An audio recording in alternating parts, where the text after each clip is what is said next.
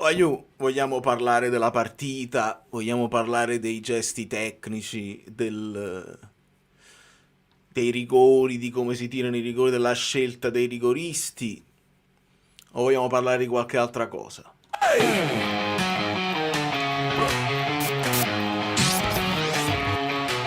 Amici bellini, la strada è sincera, si lotta col cuore, non solo stasera. L'amicizia ci guida, la voce si sente, pazienza e supporto, la fiamma ardente.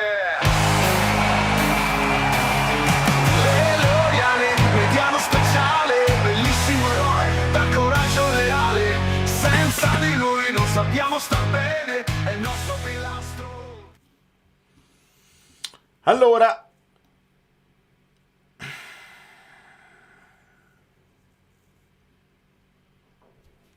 io... Cioè, che va già lì.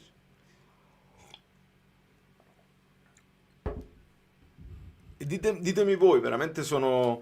Io ho finito il primo tempo svuotato, completamente svuotato, senza energie manco per parlare, per fare la reaction che vi posterò domani. Perché non è possibile, non c'è il doxo, non c'è espulsione là, più tutta una serie di cose. Il rigore contro è giusto, quello di Olivera c'era, quindi non ci lamentiamo per quello, proprio a maggior ragione per cercare di essere più precisi possibili quando non è che ci lamentiamo di qualsiasi cosa. Olivera prende solo il giocatore e va. E non mi era piaciuto tanto il Napoli nel primo tempo, troppi lanci lunghi. Da uno di questi lanci è venuta l'occasione, quella là di Oilund, che un metro dentro sarebbe stato rigore. Eh,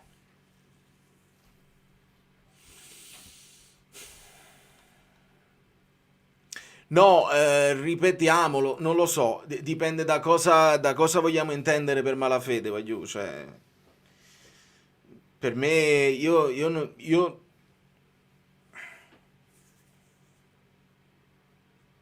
ho sentito tanti giornalisti, anche napoletani, dire no, la malafede non esiste perché altrimenti non seguirei questo sport, altrimenti che facciamo a fare questo mese? Io ho sempre risposto che lo seguo anche quando mi sento defraudato questo sport, perché c'è il gesto tecnico, c'è il fatto che non possiamo distaccarci, è una questione di fede, è una cosa incrollabile che non si può nemmeno spiegare a livello razionale. A livello razionale devi staccare tutto e basta.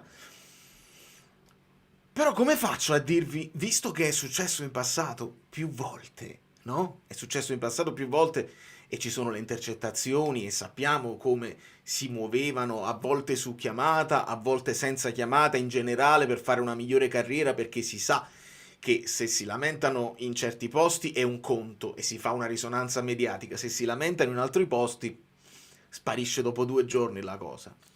Come faccio io a dirvi no, non c'è la malafede, non c'è, sono solo scarsi? Essere scarsi va bene, sono anche scarsi. In molte occasioni ci hanno dimostrato anche di essere scarsi. Mi spiega, non vuoi dare il rosso al primo, ok, ce lo spiegheranno tecnicamente, si inventeranno un modo per dirlo, vabbè. Ma il secondo giallo, come fai?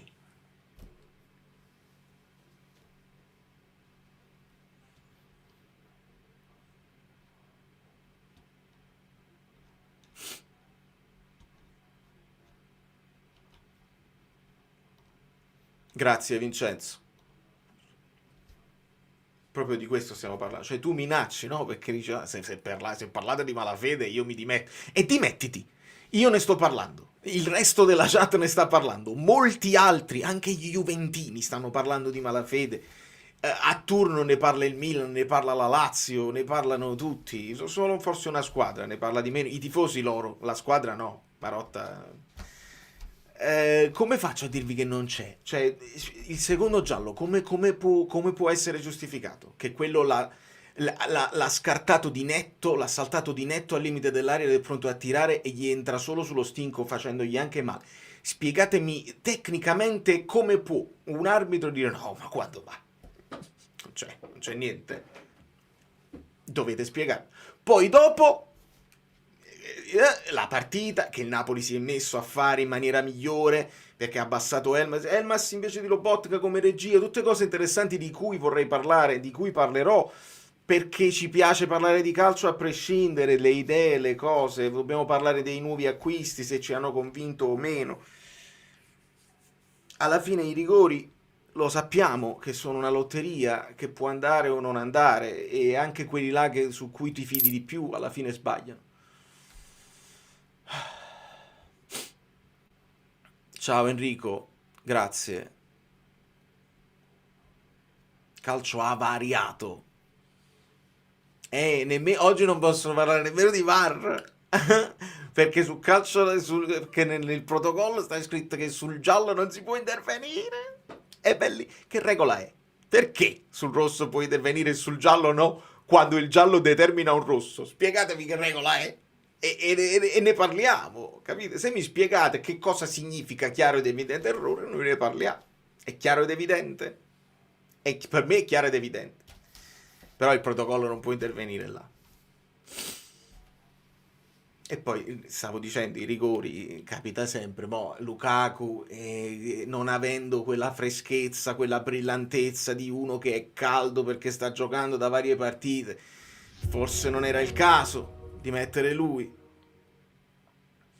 Vincenzo, allora ripeto, non lo so se Vincenzo c'eri già o non c'eri già, ripeto a tutti quelli che si abbonano di scrivermi poi in privato, e a fine live tra stanotte e domani mattina vi aggiungo al gruppo Telegram. Era già iscritto in finale, non potevamo, uscivamo con lì. Ho capito Nicola, ma come si fa a ragionare così? Cioè, sì, uscivamo con l'Inter. Nel frattempo ci davi un pochino anche di spinta di morale, che meritavi di battere il Como, e la prossima volta che affronti il Como lo affronti con più piglio, perché sai che puoi batterlo e sai che onestamente sì, hanno dei giocatori forti, sicuramente. Se vai a fare l'analisi dell'11 contro l'11, tra Vaglie e Olivera, forse io mi prendo Vaglie, tra Mazzocchi e Smolcic non lo so chi mi prendo, Giovane forse è meglio a Dai, Baturina sarà meglio di Giovane ad oggi, no? Sì, Alisson Santos sarà, Nico Pazzi sarà più forte di Alisson, credo di sì. Quindi sulla carta, hai capito? Questa vittoria sarebbe stata importante anche per darci uno slancio. Poi esci con l'Inter, sono ingiocabili. Però li fai sudare e vai ad affrontare la Roma con un altro piglio. E invece no, ti sei stancato, perché ti sei stancato da morire, perché Elmas è uscito con la lingua da fuori, perché Lobotka adesso ha avuto una botta psicologica che spero che non subirà, però è errore decisivo da capitano. Così, purtroppo cioè l'unica cosa positiva che ci possiamo prendere è che Alisson dal dischetto è rimasto freddo e ha segnato. Una cosa positiva è che il rigore pesante di Elmas, che era l'ultimo, l'ha segnato molto bene. Spina era molto pesante. Politano ha segnato, e magari il ritorno di Politano può essere importante per le varie cose. Savic si deve spaccare a traversi, l'ha preso dietro qua. Vabbè. Il Como si è allenato sui rigori, sull'1-1 partita morta, manca espulsione per doppio fallo su Højlund. Comunque che rigori, hanno tirato dei rigori bellissimi, tranne Perrone, che poi era uno dei giocatori loro migliori, e si è parlato pure oggi di mercato, il Napoli su Perrone, eccetera eccetera. Proprio sì, via. Perfetto. Sarebbe interessante capire se adesso faranno i servizi al TG5, ogni te chiamano la Rai, edizione straordinaria. Giovane troppo timido, ma deve imparare a giocare, essendo arrivato deve imparare a giocare. Gianca, noi aspettiamo. Manna ha detto, abbiamo preso i giovani che magari possono non abbiamo fretta di aspettarli, niente di meno, la fretta c'è. Questi giocatori devono aiutarci ad entrare in Champions e stiamo a 3 punti. Quindi non abbiamo tutto questo tempo di aspettarli, si devono mettere al passo subito. Capito? Alisson è entrato, ci ha fatto vedere i primi minuti di Alisson e l'ho visto volenteroso di andare a rincorrere gli avversari, un po' più lesto sulle gambe nelle rincorse così, però poi palla al piede Anche lui mi è sembrato avere un attimo, però non possiamo giudicarli adesso, è normale. Però si potrebbe poi fare l'analisi di cosa è successo a gennaio nel mercato negli altri, perché la Roma ha preso Malen e Malen sta portando punti, il Milan ha preso Fulkrug e ha portato punti, e le altre che hanno preso dei giocatori stanno portando punti. La speranza è che noi come Okafor vinciamo un'altra volta noi, e noi siamo lontani. L'anno scorso eravamo vicini, adesso siamo lontani, ce la giochiamo punto a punto.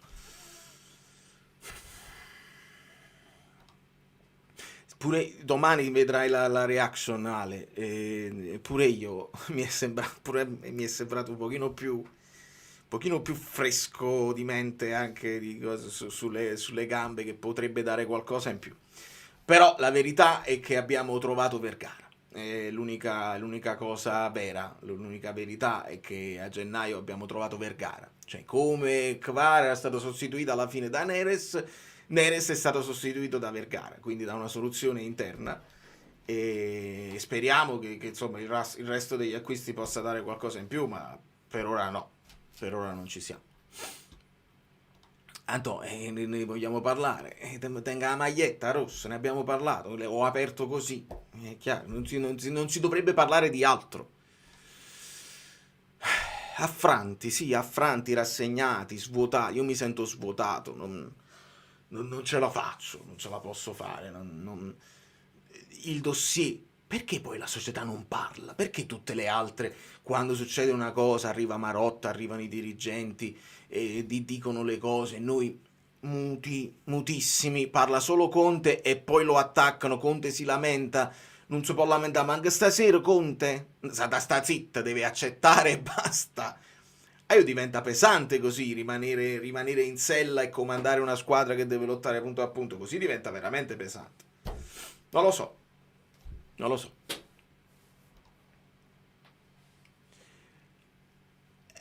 Assurdo che ecco, questo stavo dicendo. No, avevo letto un altro messaggio, meglio Osimhen. Certo che è meglio chiamare Nello. Già, è certo che è meglio chiamare Osimhen. Vabbè. Fabregas solo con noi si snatura e fa il furbo. All'andata in campionato hanno picchiato, e oggi più prudenti e bassi. Peccato perché ottimo secondo tempo, ma il rosso.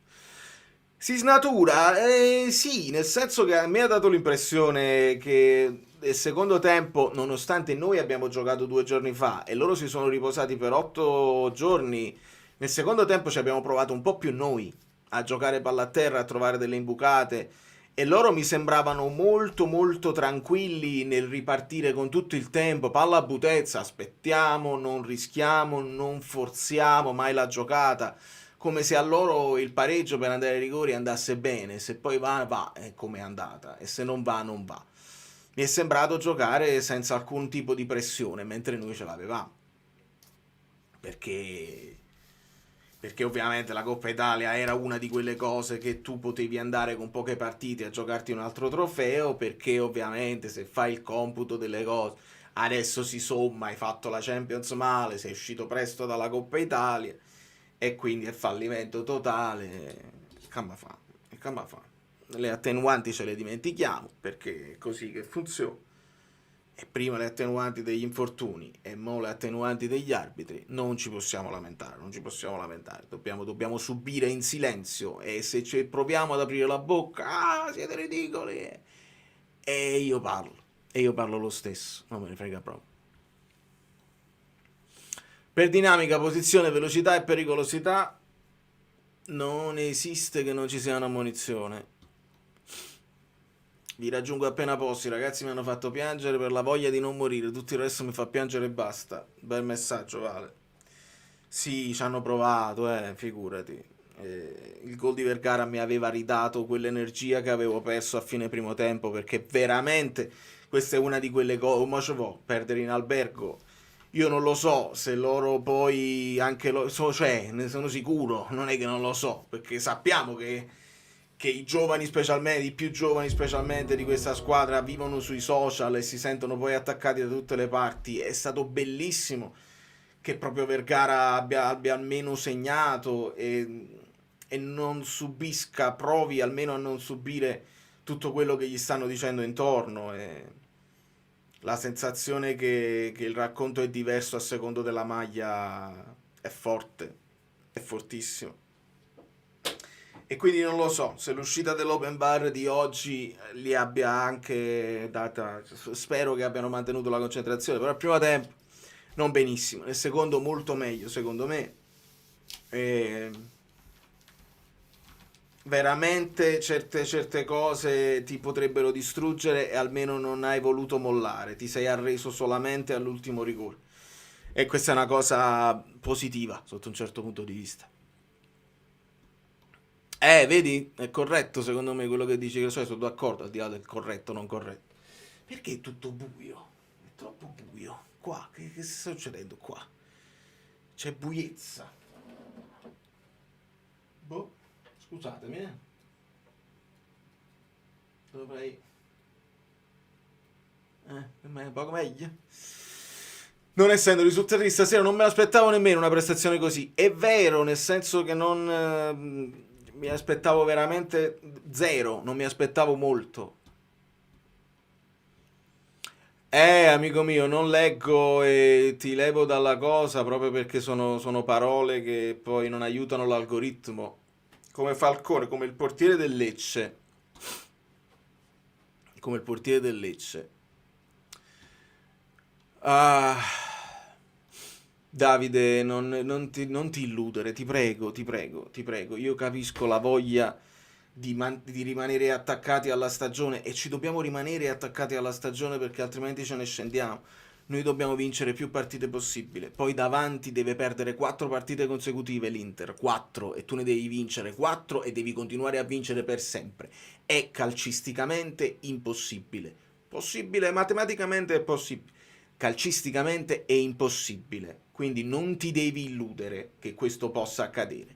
Deve succedere che il Napoli deve continuare a lottare come sta facendo nonostante sia lontano dalla vetta, perché ce la giochiamo con la Roma, e io ho detto agli amici che la mia sensazione dopo aver visto poi il rigore non dato alla Juve, quello di Ghila su Cabal, che qualche cosa gli ritornerà, e visto che secondo me l'Inter non può essere raggiunta né dalla Juve, forse il Milan, ma non credo nemmeno il Milan, capiremo proprio contro il Como cosa farà il Milan. Io credo che l'Inter possa perdere con la Juve. Ho questa sensazione che la Juve possa vincere con l'Inter in qualche modo, non so come. E quindi perché non c'hanno problemi. E se devono spostarsi un paio di punti di qua e di là, nel triangolo, nel quadrilatero che ci sta là, e il Napoli se la deve vedere con la Roma. Il Napoli se la deve vedere con la Roma. Non so se la Roma con la sua proprietà ha preso potere in Italia, non lo so. Però so che hanno investito molto e che stanno molto sotto coi debiti. E quindi non la vedo bene. Elmas bene, ma l'assenza di McTominay forse ha pesato un po'. Vergara è il futuro. Sbaglio Højlund, il secondo fallo da rosso non punito che subisce. Ma Tore, io ho perso il conto, non so più. Sono talmente tanti gli episodi che non li so contare più. Perché se torni indietro e con la Juve non c'era il rigore di Bremer su Højlund, e col Verona, e col Parma, e torni indietro e ce n'è una a partita perlomeno decisiva, clamorosa. Ho finito le energie. Se qualcuno si vuole mettere lì a fare la ricostruzione di tutte le cose, io me le rivedo e facciamo un video completo. Io sono stanco, onestamente sono stanco. È chiaro che l'assenza di McTominay è chiaro, è la paliziano che senza McTominay non si può giocare a calcio. Però in qualche modo l'abbiamo fatte. Qua Psale, furto con scasso a pochi giorni dalla gogna mediatica. Mi è passato il giorno di vedere questa roba, abbiamo capito l'antifona. Vedi, è così, è un sentimento condiviso e condivisibile. Ferdinando, grazie mille. Vincere lo scudetto significa vincere tutte le prossime 14 partite con l'Inter che ne deve perdere 3 e pareggiare 1. Capì?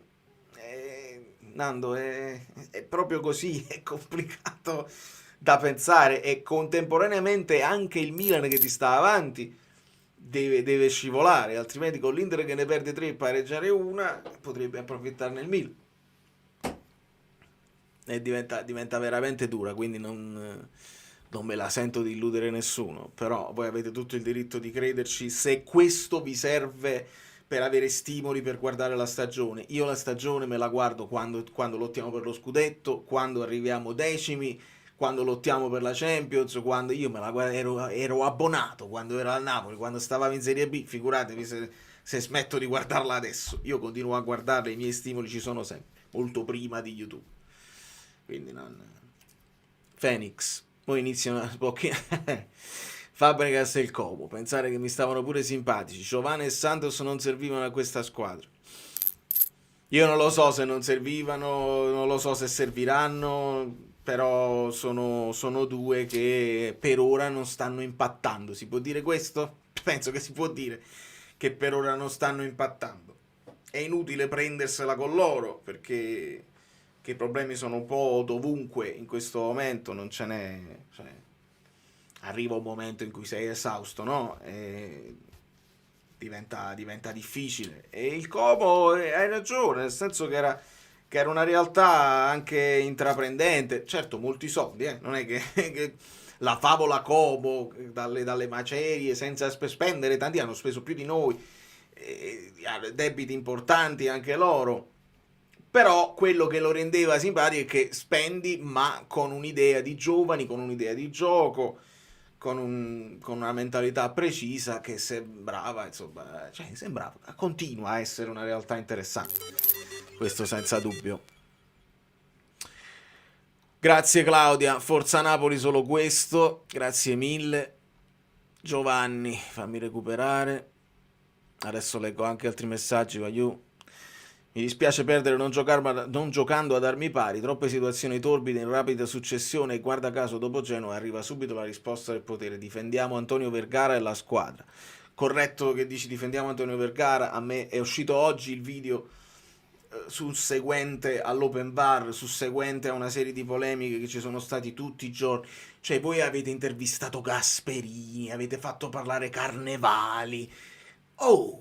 Ma veramente, ma fate parlare nel momento in cui ha parlato dei Rossi e l'ha anche derubricato in maniera onestissima dicendo non lo so, non lo capisco il calcio che stiamo giocando, ma se l'avessero fatto a noi avremmo protestato e l'avremmo voluto anche noi, ma più di questo che cosa ti deve dire? De Rossi è stato onestissimo, no, dobbiamo chiamare tutta la Serie A, dobbiamo coalizzarci tutti contro questo schifo perché non esiste eccetera eccetera e ce la fanno pagare cara. È incredibile, è incredibile. Per questo vi ripeto, la Juve vincerà con l'Inter.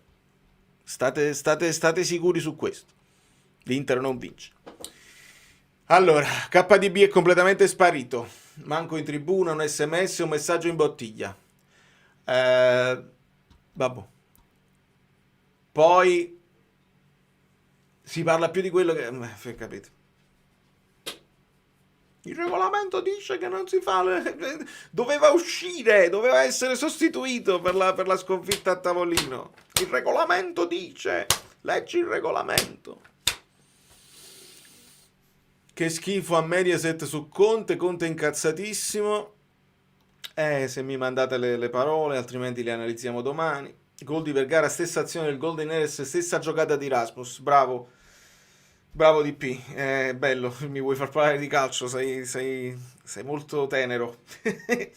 bella azione. Quando il Napoli, vedi, smette, perché poi il lancio lungo solamente su Højlund non era sempre efficace, ti raddoppiano, il lancio lungo è 1 contro 1 e poi dovresti attaccare quella seconda palla, è 50 e 50. Invece il Napoli il secondo tempo, vedi, ha abbassato Elmas, voleva giocare un po' di più la palla, erano più loro che lanciavano con Putez. E infatti l'azione arriva da Beukema a Højlund che si abbassa e l'inserimento molto molto bello.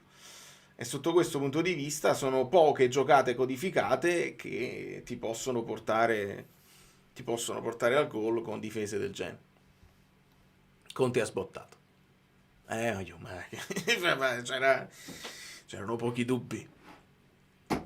Mi ha fatto impressione l'annullamento su Nico Paz, assurdo. Sì, non ha toccato palla. Non ha toccato palla, si è anche innervosito. Era JJ su Nico Paz. gli accoppiamenti erano molto interessanti, non banali, non i soliti, perché c'era Beuke Masubaturina, Amir era praticamente su Kakeret che giocava falso 9, JJ che si alzava moltissimo su Nico Paz, Vaglie Mazzocchi, Perrone Lobotka e Sergi Roberto Elmas. A Dai se lo prendeva Olivera e gli è scappato un paio di volte, purtroppo. E quando poi mandavano avanti Smolcic, lì c'era il cambio di marcatura, perché JJ non sempre seguiva Nico Paz fino alla difesa, eccetera, eccetera. Nulla contro i ragazzi, ma non servivano a questa... Ah, stai parlando di Alisson e Giovanni. È una critica al mercato creativo di Manna. Se mi dai pure il risultato della Juve lo gioco. Ma 1-2, nel senso che secondo me un gol l'Inter lo fa sempre, però poi non avranno quella forza proprio di reagire. Non lo so, io mi prendo le mie responsabilità e nei fantacalci i giocatori dell'Inter non li metto e metto i giocatori della Juve. Locatelli lo schiero perché se mai arrivasse un rigore dubbio magari questa volta glielo danno. Però voglio capire se la Juve ha... se la società Juve con i nuovi dirigenti ha ancora un contatto importante con la VGC, perché sono tutto russo, non è così che dovrebbe essere, non è così, è poco meglio. Voglio capire se hanno questa forza oppure se Marotta piglia tutto, fa tutto lui e deve distruggere il campionato. Comunque sì, niente contro i ragazzi, è chiaro, è chiarissimo, è ovvio, è troppo poco, non ce la siamo presi con Okafor, certamente non ce la pigliamo con Alisson Santos, che ripeto, sembra poco, ma il rigore comunque è pesante, al tuo esordio è pesante e l'ha messo, quindi questa è una cosa positiva. Poi che ci aspettiamo che giochi subito titolare con Conte, perché deve fare tutta una serie di cose che Elmas fa e che Vergara fa, quello è difficile da immaginare. È tornato Politano, rivedremo se torna McTominay, rivedremo una parvenza degli uomini chiave di Conte, senza ovviamente Neres, senza KDB, senza Anghissà, senza Anghissà. Voi vi chiedete, ma KDB che fine ha fatto? Non manda l'SMS. E Gilmour che fine ha fatto? Di Gilmour ci volete dire qualcosa? Visto che su Anghissà lo abbiamo scoperto da soli, cosa ha? Senza aspettare le dichiarazioni del Napoli ufficiali, del medico, il mercato è chiuso, quindi si sa, si saprà, si è saputo, lo sanno tutti oramai. Quindi almeno ci fate sapere se possiamo avere Gilmour per far rifiatare un pochino Lobotka e Elmas. McTominay tornerà di nuovo sui dolori, sugli antidolorifici. Non lo possiamo sapere. Santos era panchinaro allo Sporting, è vero, è corretto. Su Italia 1 convengono sul doppio giallo. Grazie.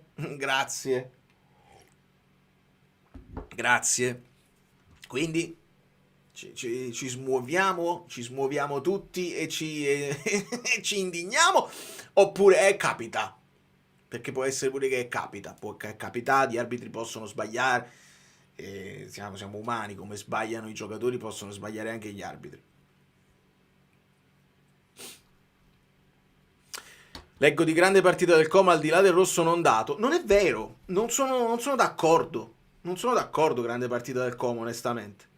Primo tempo forse un pochino meglio, però Manchester non ha vinto, quello non si può tagliare i capelli. Ma a prescindere da questo, non mi sembra che il Como abbia... Io ho visto il Como molto meglio altre volte. Fatemi vedere anche le statistiche. 48%, 52%. Nel primo tempo 51 noi, quindi più possesso palla nel primo tempo. Grandi occasioni, una per parte. Tiri totali 8 noi e 9 loro. Poi tiri anche velleitari, senza pericolosità. Passaggi, più o meno stiamo là. Niente di che, onestamente. XG non li fanno vedere perché è Coppa Italia. Si scocciano di fare gli XG.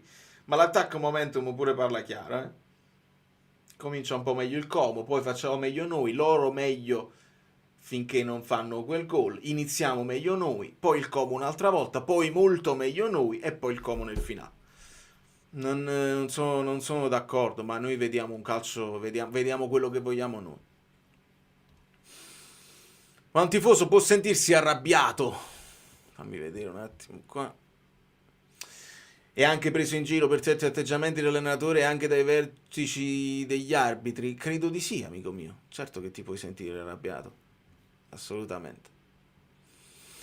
In caso di Champions presa, che voto diamo alla stagione? Io dico 6, forse 6,5 per il trofeo. Non ce lo dimentichiamo il trofeo, perché non è che abbiamo tutte queste coppe in bacheca. Quindi mettiamolo e lucidiamolo molto bene. Anche vinto bene, no? Anche vinto con autorità, con autorevolezza, battendoli bene, sia il Milan che il Bologna, con grande forza. Se andiamo alla Champions è un grande risultato. È un grande risultato considerando tutto quello che sta succedendo. Sappiamo che esistono le stagioni, le conosciamo, le stagioni quelle là che sembrano tutte stregate, che non vanno bene. Ricordate quella là di Ancelotti e ricordate quella là di Garcia. Ancelotti che poi diventa Gattuso, Garcia che diventa Mazzarri e Calzona, ce le ricordiamo. Qua almeno, non avendo cacciato Conte, stiamo mantenendo una parvenza di, sai, tutto in burrasca, però manteniamo il timone, si trema, ci si bagna, però si cerca di arrivare con difficoltà in porto. Quindi per me 6,5, anche 7, lo so che poi deve pesare la Champions fatta male, questo non c'è dubbio. Però unpopular opinion, meglio i titolari che i cambi. Alessandro, meglio i titolari che i cambi. Ellison al posto di Giovanni. No, onestamente no. Spina al posto di Olivera, molto meglio. Politano al posto di Mazzocchi. Politano non ha trovato bene la zolla, perché è entrato prima a fare il lungolinea e poi, quando poi è uscito anche Vergara, con l'ingresso di Gutierrez, quando poi Politano è diventato mezza punta, lì non era proprio, lo sappiamo che non è la sua zona preferita, lui ama stare sulla linea, però Spina molto meglio di Olivera, onestamente. E Guti al posto di Mazzocchi, poi dopo quando è entrato, sì, mette una palla a terra bellissima su un lancio di Spina, poi non riesce a fare il cross. Però meglio i titolari che i cambi, non sono completamente d'accordo. Non credi che gli attaccanti esterni, se non vanno a rubare il pallone, non lo vedono proprio? Solo Vergara lo tocca proprio perché è vero, Vergara c'ha questo, c'ha la rincorsa, c'ha il contrasto se li va a prendere, è vero, è vero. E lì è una questione di centrocampo, deve passare la palla. Teniamoli presente che comunque il Como ti aspettava, non ci sono venuti a prendere forte sulla difesa. Questa è stata lo snaturare di cui si parlava prima anche con altri messaggi. Ti hanno aspettato dietro al centrocampo, di modo tale da non garantirti un giro palla che poi possa portare la palla agli esterni. Quella poca volta che è arrivata la palla agli esterni non è successo molto. Però ripeto, primo tempo sì, primo tempo così perché troppe palle in avanti, secondo tempo un po' meglio. Qualche azione passando per gli esterni si è fatta, però poca roba. Vedo una somma di cose che darebbero solo alibi a Conte per non restare l'anno prossimo. Acquisti dubbi, pochi accarezza sugli infortuni, arbitraggio no compete, poi stampa napoletana che non aiuta e società muta. Sì, purtroppo sì. E in momenti come questi, dove ti senti attaccato da tutte le parti, almeno quella che la stampa napoletana dovrebbe, anche a costo di essere un pochino di parte, no? A volte nascondere anche delle problematiche che possiamo sapere noi dall'interno, che però non è detto che debbano essere di pubblico dominio. Mi piacerebbe che ci fosse un pochino di più lo spalla a spalla di Benitez. Purtroppo non c'è. Preferiamo dividerci, preferiamo ognuno avere un'opinione tranciante, di modo che si hanno le simpatie delle altre tifoserie. Questo, vedi, ascoltate, lo dice lui stesso. Qualche tifoso esasperato va alla ricerca del colpevole in casa per darsi una spiegazione a tutte le cose. Non si può accettare che alle volte le stagioni sono così. Visto la situazione di Lukaku, ma è stata una buona idea cedere Lucca? Non bastava mettergli un cross in testa in aria che perdere tempo per lucachizzarlo. Sì, nel senso che devi cambiare modo di giocare però per un giocatore. Se il giocatore è decisivo e dimostra di essere decisivo e dimostra di mangiarsi il campo in allenamento, io ti direi anche di sì. Nel senso, c'hai quello, lo sfrutti così e giochi intorno a quel giocatore là. Visto che però Lucca non era decisivo e in campo ha dimostrato di non starci con la testa perché si fa espellere, perché poi quando si vede che non ricorreva agli avversari e non aveva nessun tipo di approccio con quella che è la sua avventura dal momento in cui è arrivato Oilund, purtroppo credo che la cessione fosse inevitabile. Ricordiamo che nel momento in cui ti torna Lukaku tu pensi ok, devo fare una cosa di soldi qualsiasi per poter comprare qualche altro giocatore. Nel momento del mercato la situazione da risolvere più grave era Neres, perché Neres si è scoperto nel momento del mercato che invece di dire ma sta recuperando eccetera eccetera, che era gravissimo e che probabilmente o non lo rivediamo proprio o lo rivediamo a fine campionato. Quindi si doveva finanziare l'acquisto di un vice Neres. Si punta Giovane, quindi si fanno i sacrifici di Lucca, che non era all'interno del gruppo, e di Lang, che forse sì ci provava, non ci provava, ma comunque non aveva dato granché. Per questo si è fatto. Poi hai preso Giovane e nel frattempo che hai preso Giovane ti è cresciuto Vergara e quindi mo Giovane è il vice Vergara e Alisson speriamo si possa prendere un pochino di minuti, si possa guadagnare dei minuti dall'allenamento, di modo che Elmas può dare una mano a centrocampo una volta a Lobotka, una volta a McTominay, in attesa del ritorno di De Bruyne, di Anghissà, di Gilmour, sperando che McTominay stia sempre bene. Io me l'aspettavo una sorta di compensazione contro di noi dopo Genova, più che parlare del secondo giallo che mi dici della mancanza di gioco, di idee, lucidità e sterilità offensiva del primo tempo. È quello che ti sto dicendo, caro Manuelitos. Purtroppo, quando poi sei costretto a fare partita dopo partita, senza mai farli rifiatare, senza mai cambiarne tanti, quelli che sei riuscito a cambiare non aumentano la qualità, perché Olivera si ferma quando la palla arriva là su Olivera non punta l'avversario, Olivera si ferma e torna indietro. Mazzocchi ci prova qualche lancio, qualche sprint, purtroppo non ha la qualità di portare l'avversario e di fare quello che ti fa Politano, di fare quello che ha provato a fare anche Gutierrez.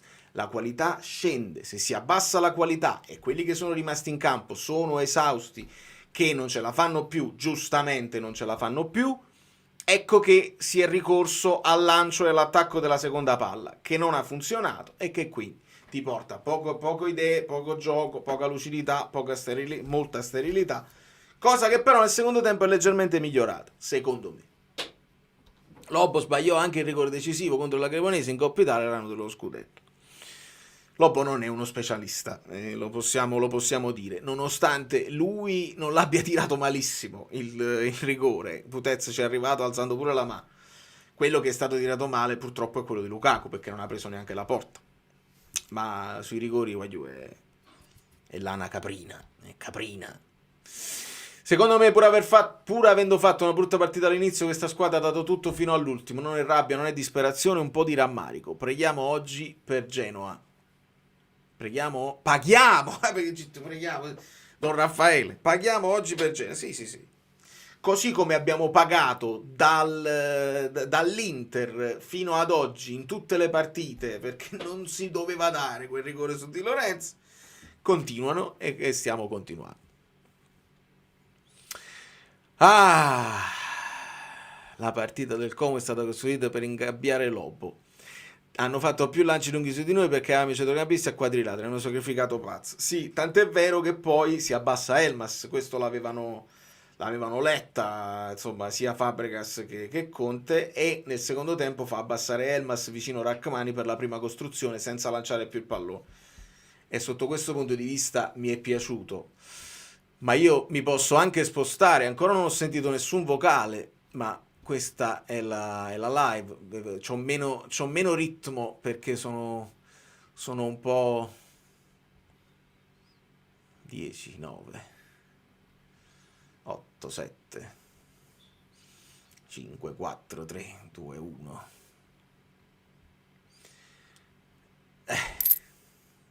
Guido, sembri Dybala, stai facendo la Dybala Mask. A 1 metro di distanza è malafede. Guido, vuoi rispondere tu a questo amico bellino Armando?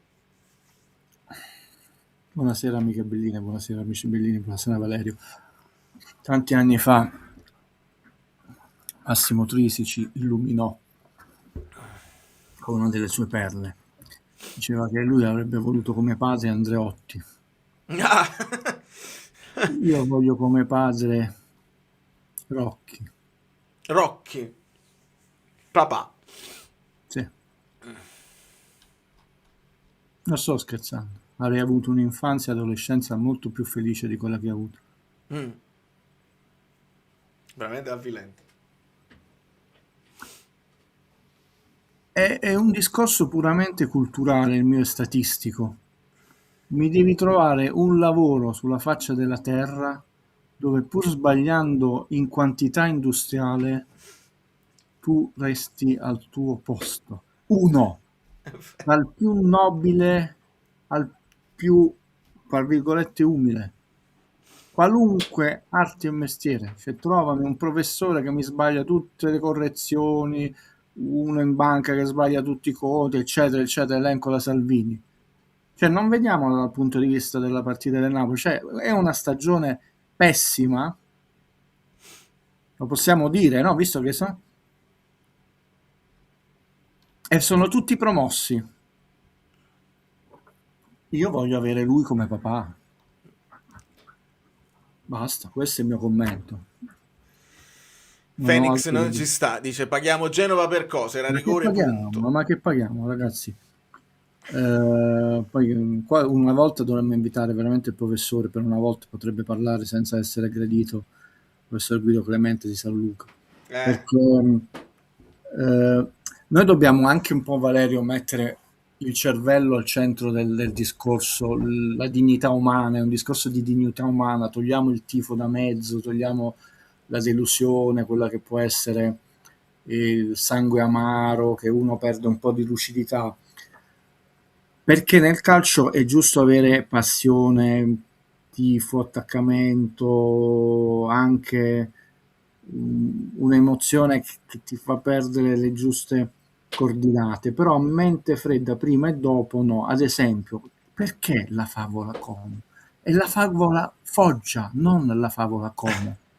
Il Como è multimiliardario, non è nessuna favola, ha investito più del Real Madrid. La favola Foggia, una squadretta presa da un genietto, Zeman, che non aveva questi budget enormi, che giocava da Dio senza grandi disponibilità e poi tra l'altro molti di quei giocatori hanno fatto una gran carriera. Quella è la favola.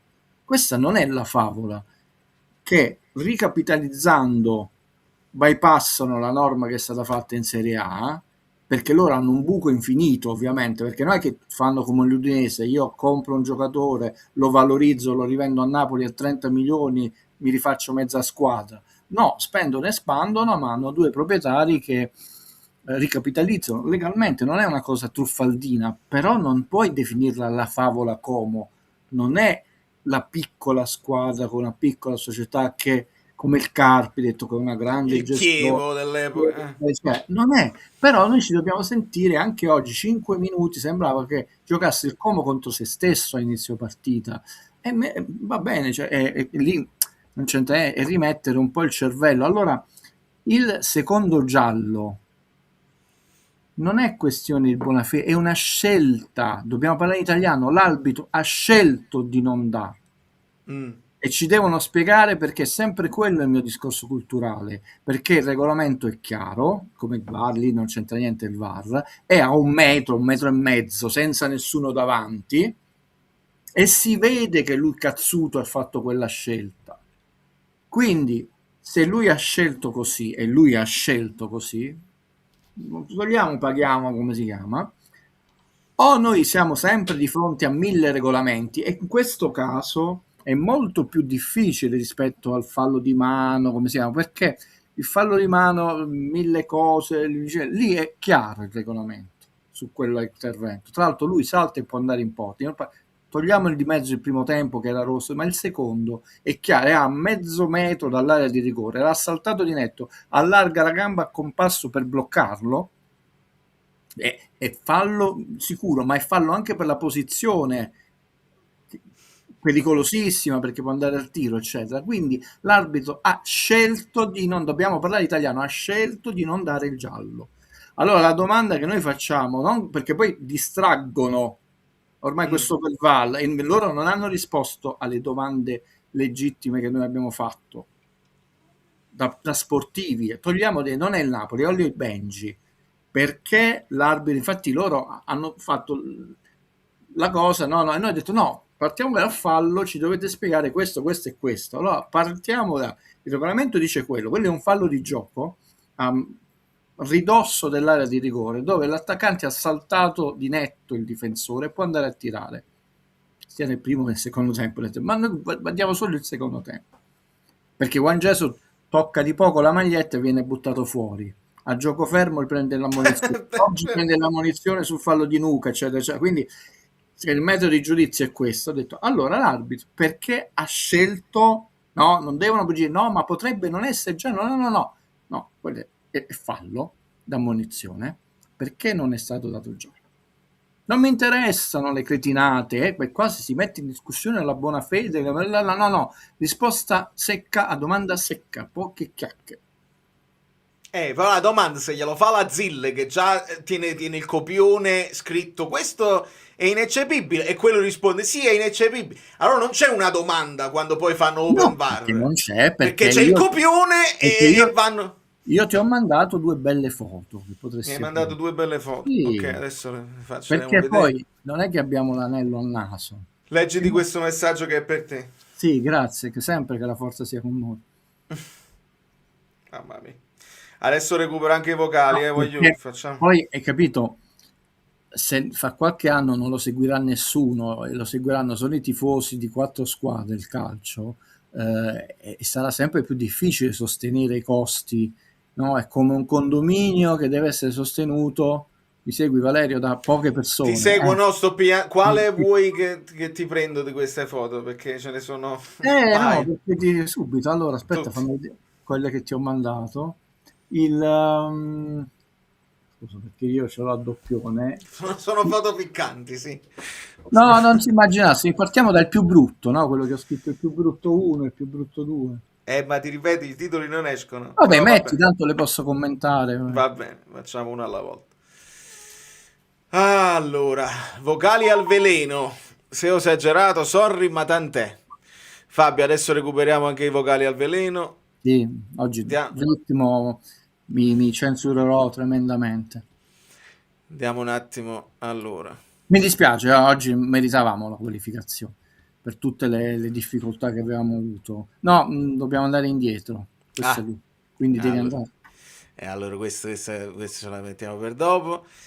E allora vediamo un altro. Nel frattempo che prendo le foto, allora ascoltiamo un vocale, così manteniamo un ritmo esorbitante come quello là, Daniele. Ecco il secondo vocale dopo i rigori. Il risultato purtroppo che ci sta, il calcio è fatto anche di questo.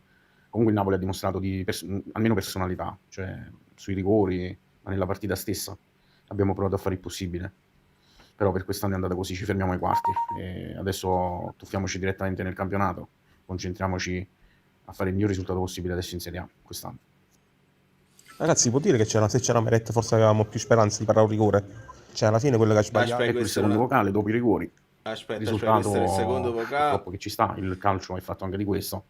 Comunque era partito un altro. Vale, vabbè, onestamente niente da dire ai ragazzi, cioè non so che dirti onestamente, perché cioè mi stava per venire un'ulcera. Io veramente lo schifo ho visto stasera, raramente ho visto, perché è vero, la partita ha detto poco in realtà, perché comunque a parte i 2 gol abbiamo avuto poche occasioni entrambi, però cioè, non è possibile giocare contro 14 persone, perché cioè, il primo su Højlund onestamente in diretta non mi era sembrato, ma rivedendolo più volte è rosso diretto, non l'hai voluto cacciare, c'è stata una seconda possibilità perché non la voleva finire la partita e manco il secondo giallo sei stato cazzo di cacciare, quindi io veramente sono un po' avvilita, ti dico la verità. Allora, però i ragazzi secondo me non... Dimmi. No, voglio dire proprio una cosa, cerco di dirlo in un minuto.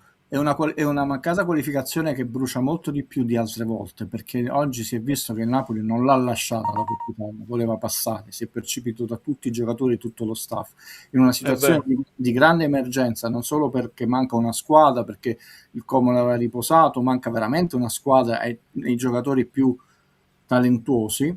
E Lukaku non lo vedremo fino a fine stagione perché ha bisogno di troppi mesi per stare in forma. Como squadra molto ostica da affrontare perché ti toglie il tempo di pensare, ti pressa molto, e noi avendo sia la destra che molto male la nostra fascia destra e la sinistra così così abbiamo avuto difficoltà, però comunque il primo tempo si è retto. Poi è stata una leggerissima disattenzione, rigorino, perché poi il rigorino però non è il rigorone, e va bene, però come era rigorino loro, io non, proprio per onestà intellettuale, per una volta la uso questa espressione, non avendoci degnato di una,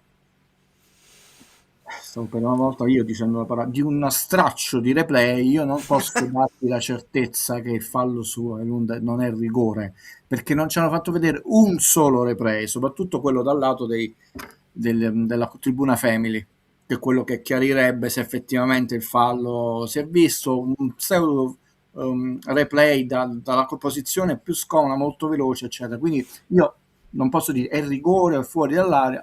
Un replay costa un secondo, ci fate vedere la gente che si scaccola, possiamo vedere un replay di una... no, scusa, fammela dire. no, è giusto. Però poi sono circolate perché tutti noi ormai siamo interlacciati con varie chat. Sì, è troppo lontano il giocatore del Como.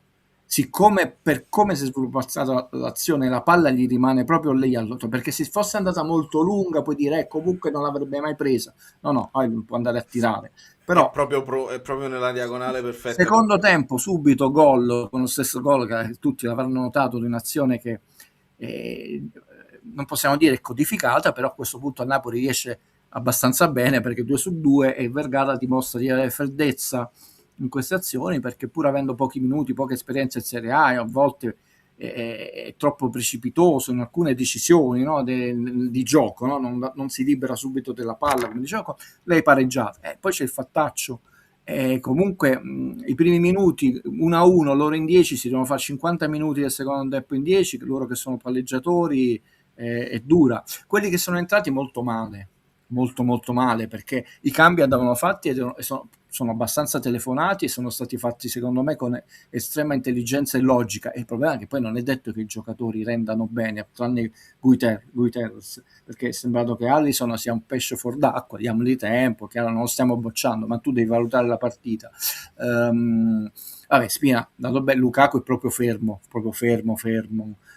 però non puoi spremere all'infinito. Tra l'altro un rigorista abbastanza... Mi è scappato un pachidermico nella Sì, reaction, non sì, me lo sì. posso... No, Ma no, perché non è che è colpa sua, è no, questione proprio che non potrà mai benissimo. avere quella E i brillantezza. rigori non è vero, ragazzi, li vedete battuti, mamma mia, con una precisione chirurgica all'ultimo millimetro vicino al palo. Io l'ho detto, a parte c'è una statistica molto interessante che oltre il 60% la squadra che batte per prima il rigore passa al 64% delle volte, quindi è confermata, quindi diventa 60, qualche cosa, battuti con una precisione chirurgica. Vaina ci è arrivato quasi sempre, a volte è stato spiazzato. Purtroppo da chi non te l'aspetti Lukaku l'ha battuto male quando un giocatore sta fuori forma, e Lobo, uno di quei giocatori fantastici, fa fare 50.000 cose bene, sarà per freddezza, perché poi il rigore non è solo una questione di capacità balistica, no? È proprio di time giusto. Cioè, vedete che so fare Elmas, questo giocatore cresce di partita in partita fantastica, quello che velocizzava l'azione nonostante il Napoli fosse in imbuto e non aveva le due fasce. Quinto rigore, lo devi per forza segnare per andare avanti, te lo metti all'incrocio dei pali con una freddezza tranquilla, senza manco fare moine, nonostante il loro portiere facesse moine, una continuazione, ma ci sta nel gioco sportivo. Quindi è una qualificazione che brucia. Il Napoli sta con gli uomini contati, fino adesso ha giocato sempre, non poteva giocare mercoledì, era giusto far giocare mercoledì la Lazio che non ha le coppe con il Bologna, va bene, e usciamo. Questa è una sconfitta che peserà invece molto negativamente sul proseguo della stagione, molto negativamente. Guido, questa è la prima foto. Ecco, questo è uscito su Repubblica oggi, questo articolo, quindi citiamo la fonte, che sono un giornale due te ne ho mandate, sta proprio a prima pagina su Repubblica. Chiaramente io sono sempre e comunque in ogni forma di libertà di stampa, non stiamo criticando Repubblica, non ci mancherebbe. Ci sei, Vale? Ti Sì, ho ci perso. sono, ci sono. È che la prima foto, poi la seconda foto che Sì, sì. forse ha più senso. Sì, sì.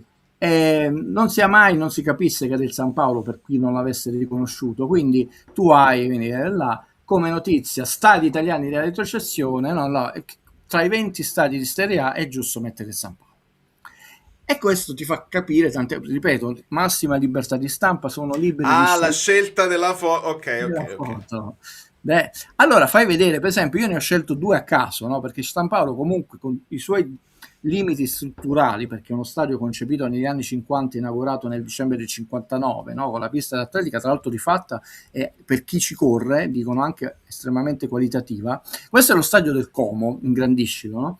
Che non è tutto in cemento armato, non è 2 su 2 anelli, non ha, per quanto una brutta copertura, eccetera, almeno all'80% copre tutto il campo, non copre la prima parte del primo anello, no? Però è giusto mettere così, cioè, stradi della retrocessione, devi mettere il San Paolo.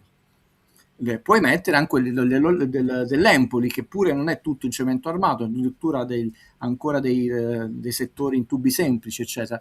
Questo ti fa percepire che noi dobbiamo essere piagnoni, subire, rompete le scatole con la questione meridionale, eccetera, eccetera, eccetera. Però 1, 2, 3, infiniti indizi non fanno più una prova, no? Perché, ripeto, possono mettere qualunque stadio, sono 20 le squadre di Serie A, hanno scelto il San Paolo, però non hanno scelto il San Paolo per una notizia buona, l'hanno scelta per una notizia negativa. Qualcuno vi può dire, ma tu c'hai il presidente che lo definisce punti di presa, fa male lui, fa male lui, però non è il peggiore stadio della Serie A.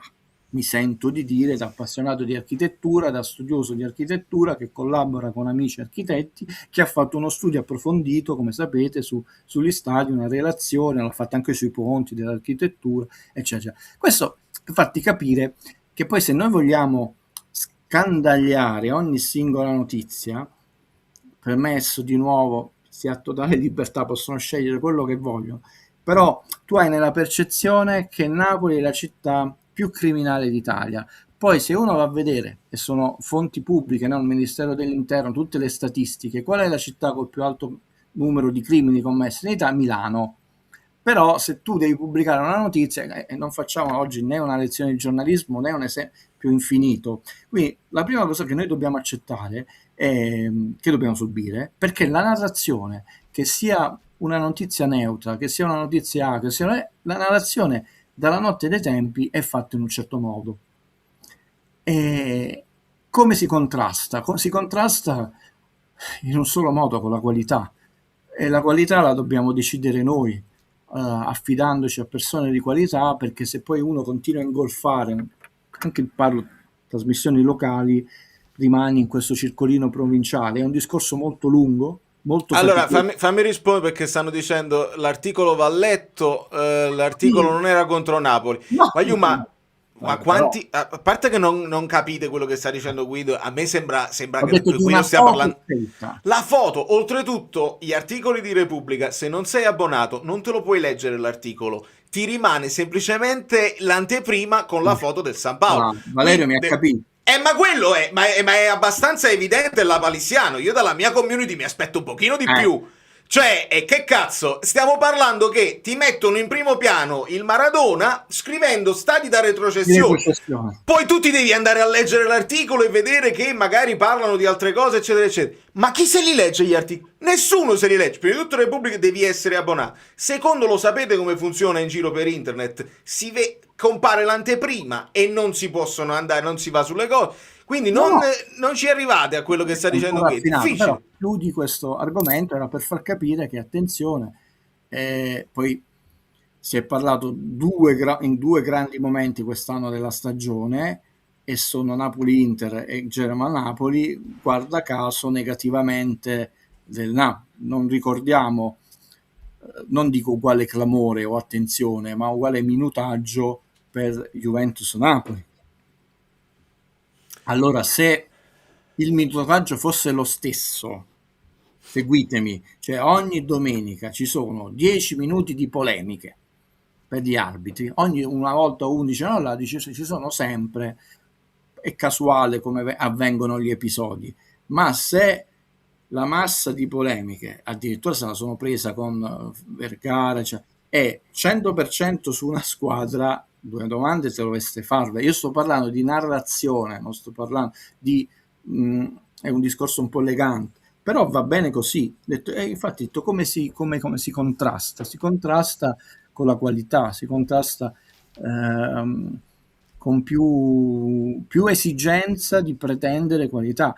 Cioè, io sono cresciuto con Italo Chiuna, che si starà rivoltando nelle tombe, e i servizi della domenica sportiva, non solo quelli sul Napoli, erano oro rispetto adesso, perché avevano una costruzione narrativa del servizio, non erano l'highlight, cioè, erano eleganti, non solo nell'eloquio, ed erano veramente, per quanto Necco era Necco, Chiuna e Chiuna, certo non erano antinapoletani, ma non erano mai sfacciati, cioè, ma comunque avevano una costruzione, così come Carlo Nesti era un signore, eccetera, eccetera. Cioè, quella generazione di giornalisti, non li cito tutti, non perché non mi sono simpatici, era difficile trovarne uno veramente che ti stava sulle balle, e comunque i loro servizi erano di grande qualità, che fosse quello da Ascoli o fosse da Avellino, da Firenze, cioè, poi ognuno aveva il suo accento, eccetera.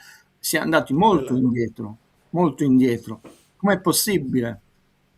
Quello è, la qualità non fa clickbait e quindi non è chiaro, Le perché la foto quella là ti porta a le cliccare polemiche perché... ci sono sempre state, perché gli errori ci sono sempre stati. Com'è possibile che adesso sono sbilanciate tutte da una parte, pur se quest'anno noi, se ci dovessimo mettere, io ho un taccuino di appunti finiti, presi seriamente, non presi da tifosotto, minuto per minuto, 18° secondo, 20° secondo, minuto per minuto, e sono tanti gli episodi, anche diciamo dell'eventuale ammonizione che poteva essere, ma sono tanti, perché ovviamente poi non compaiono più né nelle highlights né nelle trasmissioni. Se io non avessi preteso educatamente da Valerio, poi parliamo della partita, il laccio californiano a colmo di Elmas, che so, sarà il mio tormentone, e oggi non dirò le mie 3 parole tormentone, quindi, perché sennò dà fastidio, quindi diciamo il quartiere Chiaia, ok?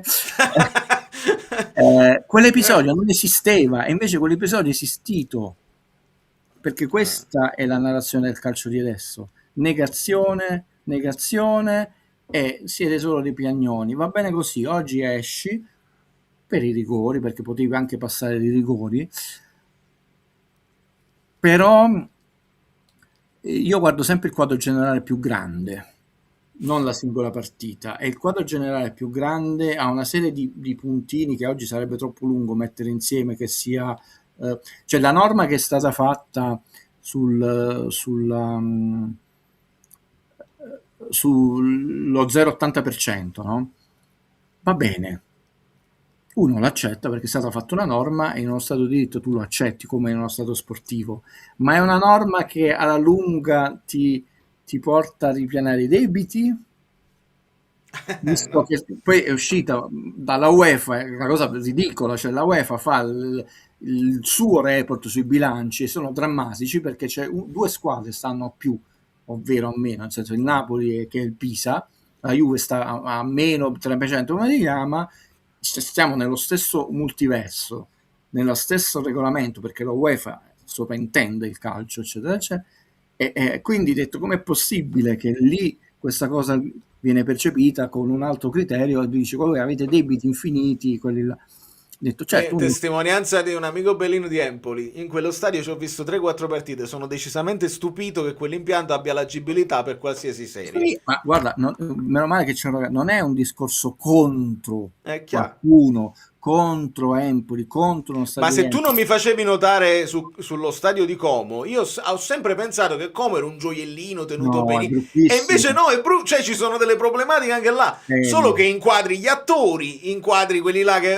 E quindi si Io ho porta detto, avanti la favola il Como. San Paolo ha dei limiti, perché è uno stadio concepito quando il calcio era concepito in un'altra maniera, però con la parziale ristrutturazione delle Universiadi comunque il miglioramento c'è stato. i giochi di luce che c'è il San Paolo non ce l'ha Como, So Empoli, i bene. sediolini sono stati fatti, è comunque il cemento armato, poi ci sono delle parti ammalaurate, mo comprare la foto. Il settore hospitality che è stato rifatto anche grazie della Rentis con tutti i salottini eccetera, è solo per ovviamente i VIP, per la tribuna, no? Comunque ci sono delle cose, comunque è uno stadio in cemento armato, questi sono stadi che hanno dei settori in tubi semplici, però va bene così, lui mi ha percepito, ho detto, e tu metti la scritta Napoli, perché potresti anche inquadrare l'altro lato, il lato della Senza la piscina. scritta ci devi È arrivare. ovvio che Guido Gentile li conosce anche di tutto il mondo, basta che vede un sediolino, cioè questo è quello stadio lì, però non tutti, mi rendo conto, hanno visto American Graffiti, che non tutti ti conoscono gli stadi da un'inquadratura, così non c'è dubbio che tu sai che è Napoli. No? Guido, Andiamo avanti. finiamo anche i vocali. Ringrazio Napolitan Broad che dice dovevamo festeggiarli di più gli scudetti Miracolo. E Giancarlo Esatto, no, si chiede... quella è un miracolo, perché è una società piccolina, con un piccolo fatturato di un imprenditore dove ormai la sua quota cinema è minoritaria rispetto al fatturato del Napoli. Se uno dovesse usare il miracolo, non il miracolo Como, La favola, il favolo. Ma tacere è da fessi o da signori? E vale anche per le poche proteste in campo. No, bisogna farlo nel modo giusto. Eh. Non è che perché dalle rivoluzioni importanti a quella francese, a quella sindacale, alle lotte per migliorare la condizione. Allora a questo punto la parità delle donne dovete tacere, zitte, mute, donne, schiave, eccetera, eccetera. No, è giusto, si devono far sentire ed è giusto creare una società più equa, migliore. Quindi no, bisogna farlo nel modo corretto. Finiamo il vocale di Valentina. Non l'hanno mollata la partita, ci hanno provato in tutti i modi e proprio tecnicamente stasera avevamo poche armi, ecco, per svangarla sta partita, e i rigori purtroppo interno all'8, quindi diciamo che là ci puoi recriminare poco, però sul resto veramente, veramente uno schifo. Ciao Vale, vabbè. Ragazzi, buonasera. Allora, evitiamo di fare i critici, cerchiamo di vedere i lati positivi? Sì, dai, ho visto una squadra non mollare, ho visto un allenatore tirare dentro tutto quello che ha per provare a portarla a casa.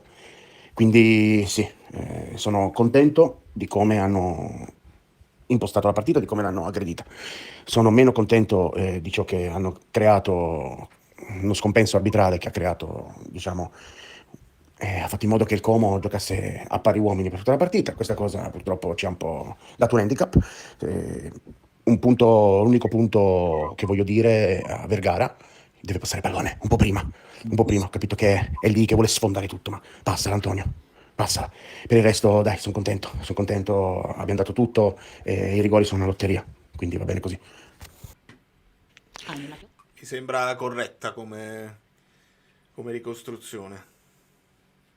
Sì, di buon senso. Andiamo ancora veloce, c'era la La chiosa. chiosa però è una curiosità mia, perché sul rigore che hanno dato al Como, che poi va bene, le prestazioni individuali veramente Olivera lasciamo perdere, ma là non c'è il rosso per Olivera, cioè perché c'è Juan Jesus molto vicino, perché mi ha ricordato un sacco quello di Estupiñán su Di Lorenzo, che poi è stato espulso, quindi non lo so, era così una curiosità mia. Non lo so. È un normale contatto di gioco, nel senso, hanno dato rigore di più, devi dare, nel senso, poi tra l'altro non è un fallaccio, non è cattivo, arrivano con un timing leggermente diverso, hanno dato Comunque, io mi rigore. ricordo la cosa che quando c'è il rigore non c'è più il rosso. Che avevano Ma di fatto di cambiato. Oliviera no, vabbè, ma non riesce a calciare, stanno già a terra tutte e due, nel senso, lì ti prendi al massimo l'angolo. Poi... Ok.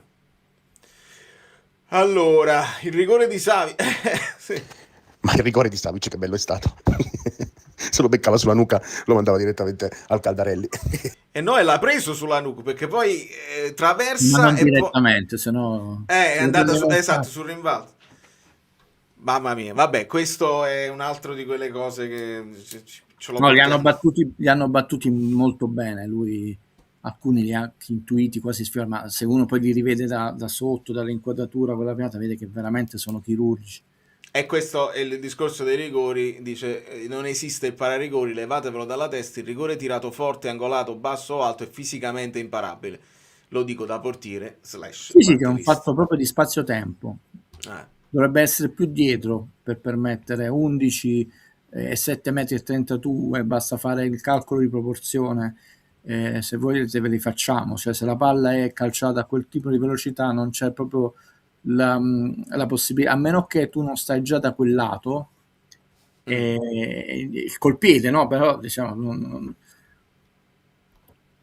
No, vergognoso, io non ho più parole. Stasera dovevano giocare in 10-70 minuti. Se stasera non parlano, io inizio a credere che a loro sta bene, a Manuel De Laurentiis stia bene il fatto che noi tutte le domeniche, perché noi ogni giornata prendiamo un rigore contro che non esiste e il rosso netto 2 volte. Cioè non è che dici una volta, 2 volte, il rosso netto non dato. Stasera io c'ho poco da dire alla squadra. Lukaku non gioca da agosto, i rigori, si sbaglia, ha avuto il coraggio anche di tirarlo. La Bottega ha tirato un grandissimo rigore.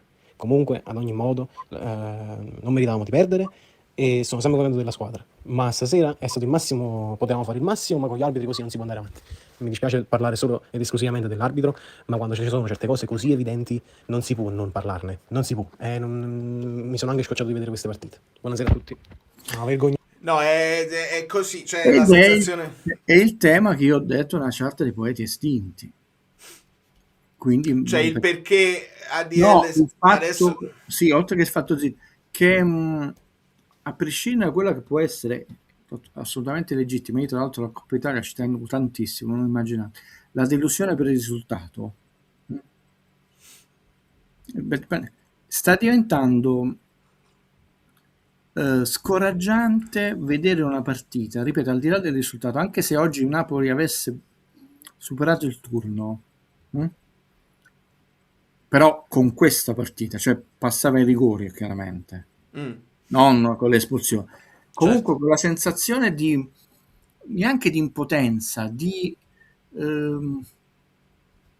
certezza, perché qua non è questione di tutto scritto, cioè io devo stare attento con le parole, proprio che io che dico bisogna stare attento, però quella sensazione di inutilità, ecco, voglio esprimerlo in questo modo, di vedere una partita, sta diventando sempre più forte, ecco, voglio essere proprio elegante, Valerio.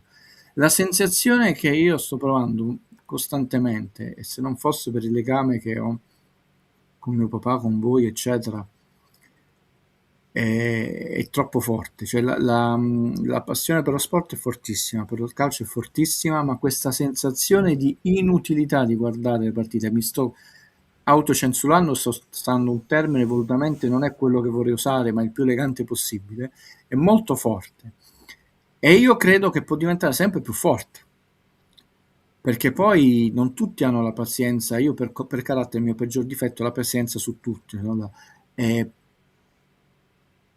Però la pazienza con le persone, con situazioni di vita, di lavoro, di amicizie, sentimentali, io lo dico sempre ben ripagata.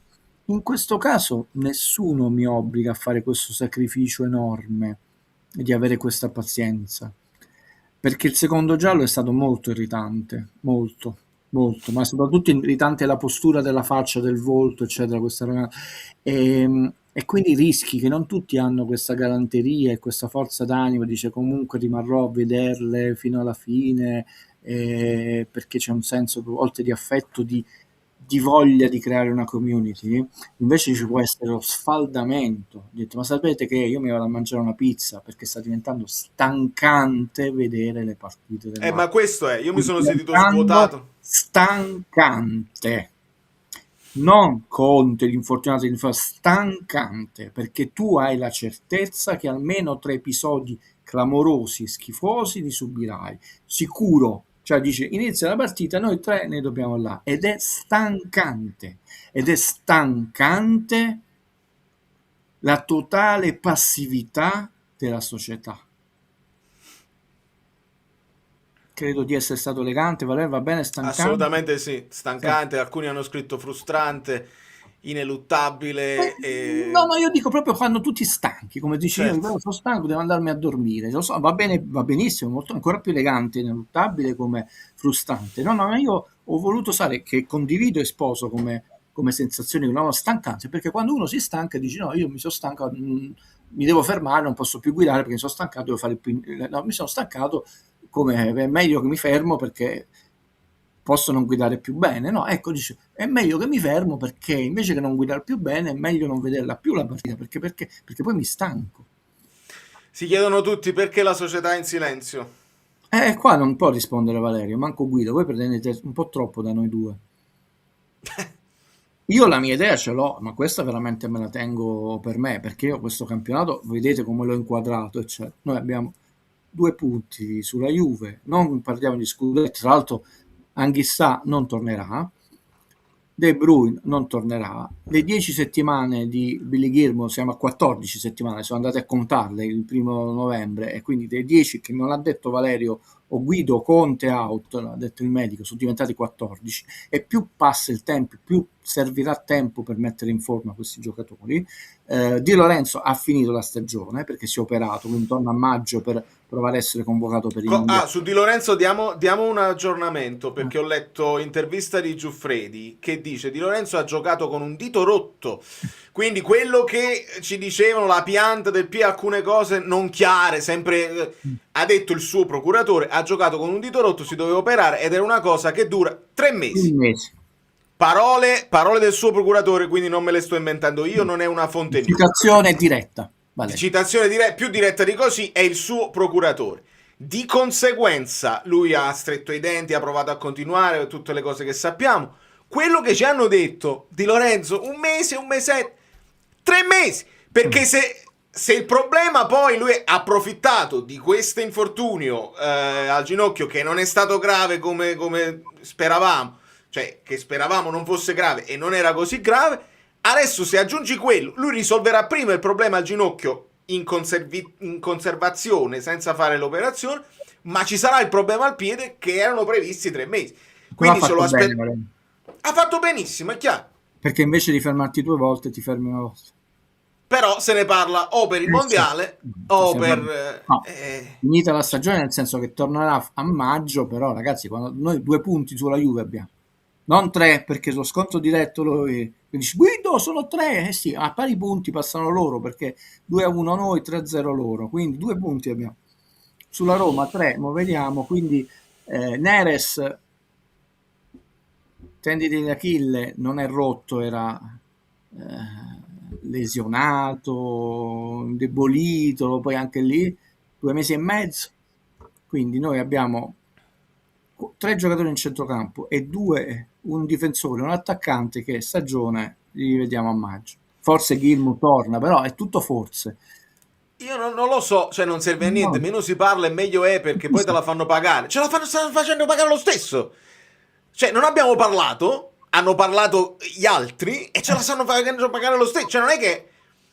Io non lo so se possono fare peggio di così. Cioè che Højlund subisce il fallo ed espellono direttamente lui. Sì, probabile. Potrebbe essere solo questo il peggio, e se parli. Altrimenti non riesco proprio a capire qual è il vantaggio. Io sto vedendo qualcosa di pericoloso su Juan Jesus, altra partita, a parte i colleghi che continuano a mettere 4 a lui, a Elmas, vabbè, tanto la cosa importante non sono i 4, Valerio, sono loro che giocano bene in campo, come non sono Esplode Nathan, Limson, è meglio Lozano, è meglio che giocano bene in campo. Poi se non giocano bene in campo, ricordiamo sempre l'approccio di Valerio e Guido, cretinate gufare, cretinate scaramanzie, tanto non andiamo in campo, io mi metto la felpa, questo una volta abbiamo vinto, una volta abbiamo perso, cretinate. Possiamo mettere tutti i 4 che vuoi, ma poi alla fine come giochi in campo è la verità.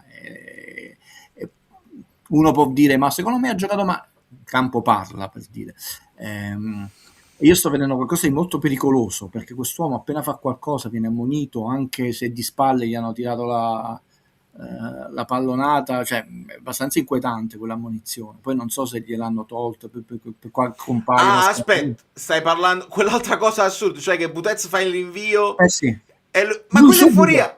Cioè com'è Subito. possibile?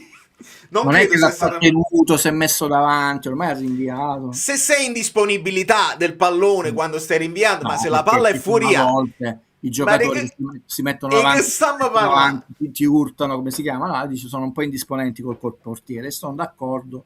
Tra l'altro ne abbiamo viste di queste cose quest'anno a Napoli, abbiamo visto perdita di tempo, si è arrivati fino al 90°, va bene tutta la perdita di tempo, ma io quella ammonizione non l'ho capita e mi sembra che l'hanno un po' puntato, anche perché le sue prestazioni stanno crescendo. Parlando di calcio, ragazzi, oggi quello stava non su Guido e Valerio, su Nico Paz, e non gli ha fatto toccare palla, e non è un giocatore normale, e a volte aggrediva sulla 3/4 loro, e tu devi avere la gamba per avere il time giusto, e non gli ha fatto un fallo cattivo, non si è preso una munizione. Sì, no, la munizione è solo per Elmas, quel No, recupero perché che lo fa. porta il giornale, ma lui l'ha tirato fuori il cartellino, quindi c'è No, perfino... no, era la mano, secondo me era la mano, non Ah, ok, era. ok. Ok. Ascoltiamo. No, Chiave perché della sennò era partita, ridicolo. Per dire. sia il rosso diretto, non dato, che il secondo giallo invece nel secondo tempo, quando avevamo ancora qualche residuo energia. Poi abbiamo puntato chiaramente ai calci di rigore. Vabbè, va bene così, come sempre. C'è sempre qualcosa contro noi. Ascoltiamo Ciao le Valerio, note. buonasera amici bellini. Non si può giocare in 11 con i 3 cambi contro 20, arbitro, guardalinee, 4 uomo, parla e tutti insieme contro, perché è impossibile, è impossibile. Cioè, ma che merda sono questi qua? Ma che merda è? Quello doveva essere espulso 2 volte, la prima volta giallo, il VAR non interviene, la seconda volta il doppio giallo e non glielo dà. E poi fanno trasmissioni su trasmissioni per un tocco su Vergara che i rigori di oggi è il più netto di quelli che magari stanno dando in giro. Ma le faranno le trasmissioni, questi di Mediaset, da Zone, oppure quelli di OCV Sport? Ci verranno a cagare il cazzo adesso? O non lo faranno più perché il Allora. Napoli è uscito? Alla faccia loro! Si è arrabbiato Fabio, ma è normale. No, per spiegare la situazione di Juan Jesus, evidentemente nella telecronaca Trevisani ha preso, dice, per la banca dell'acqua l'uccello, il piccione, no? Ok, L'uccello no. sarebbe il piccione, Eh. per la banca dell'acqua. Dal No, mio... meglio perché veramente non capivo dal punto di vista regolamentare per quale ragione era stato ammonito. Cioè, di nuovo. ma tutto poi, non ci saremmo scandalizzati neanche per quello. Buonasera Valerio, buonasera amici bellini. Un gran peccato per poi come si è messa la partita. Era abbastanza sfiduciato all'inizio, ma comunque abbiamo retto. Poi dal 50esimo dove saremmo dovuti essere un uomo su, perché Ramon si è scansato l'espulsione 2 volte, che mi devono sempre spiegare come al primo tempo non l'ha espulso, perché Højlund è pure sinistro e praticamente era in porta, ma va bene così. Guarda caso, dopo, diciamo, episodio dubbio su Vergara, la partita dopo succede subito una schifezza. E anche sul primo tiro di rigore del Como, poi sicuramente sbaglierò io. Se questo è il rigore, allora l'anno scorso a Lecce su Raspaduri non è, ce n'erano 4 di rigori, dopo che tirò Gasparro l'ha uccise. Ma vabbè, va benissimo così. E che dire, giovane Alisson, leggerini, soprattutto Alisson, però va bene così. Testa al campionato e blindiamo la Champions. Grazie Giovanni, volevo rispondere a Concetta. Se anche Savis e Lernia non sarebbe meglio operare che aspettare? Ti dico, perché mi sono anche rotto i coglioni di fare finta che non so niente, ti dico quello che so. Non credo che la situazione sia abbastanza delicata che molti chirurghi che sono stati interpellati per l'operazione non si sono presi la responsabilità di farlo. Capiamo quello che volete capire, tanto sta girando, quindi non è che lo dico io per la prima volta, chi lo deve sapere lo sa. Si tratta di com'era il termine?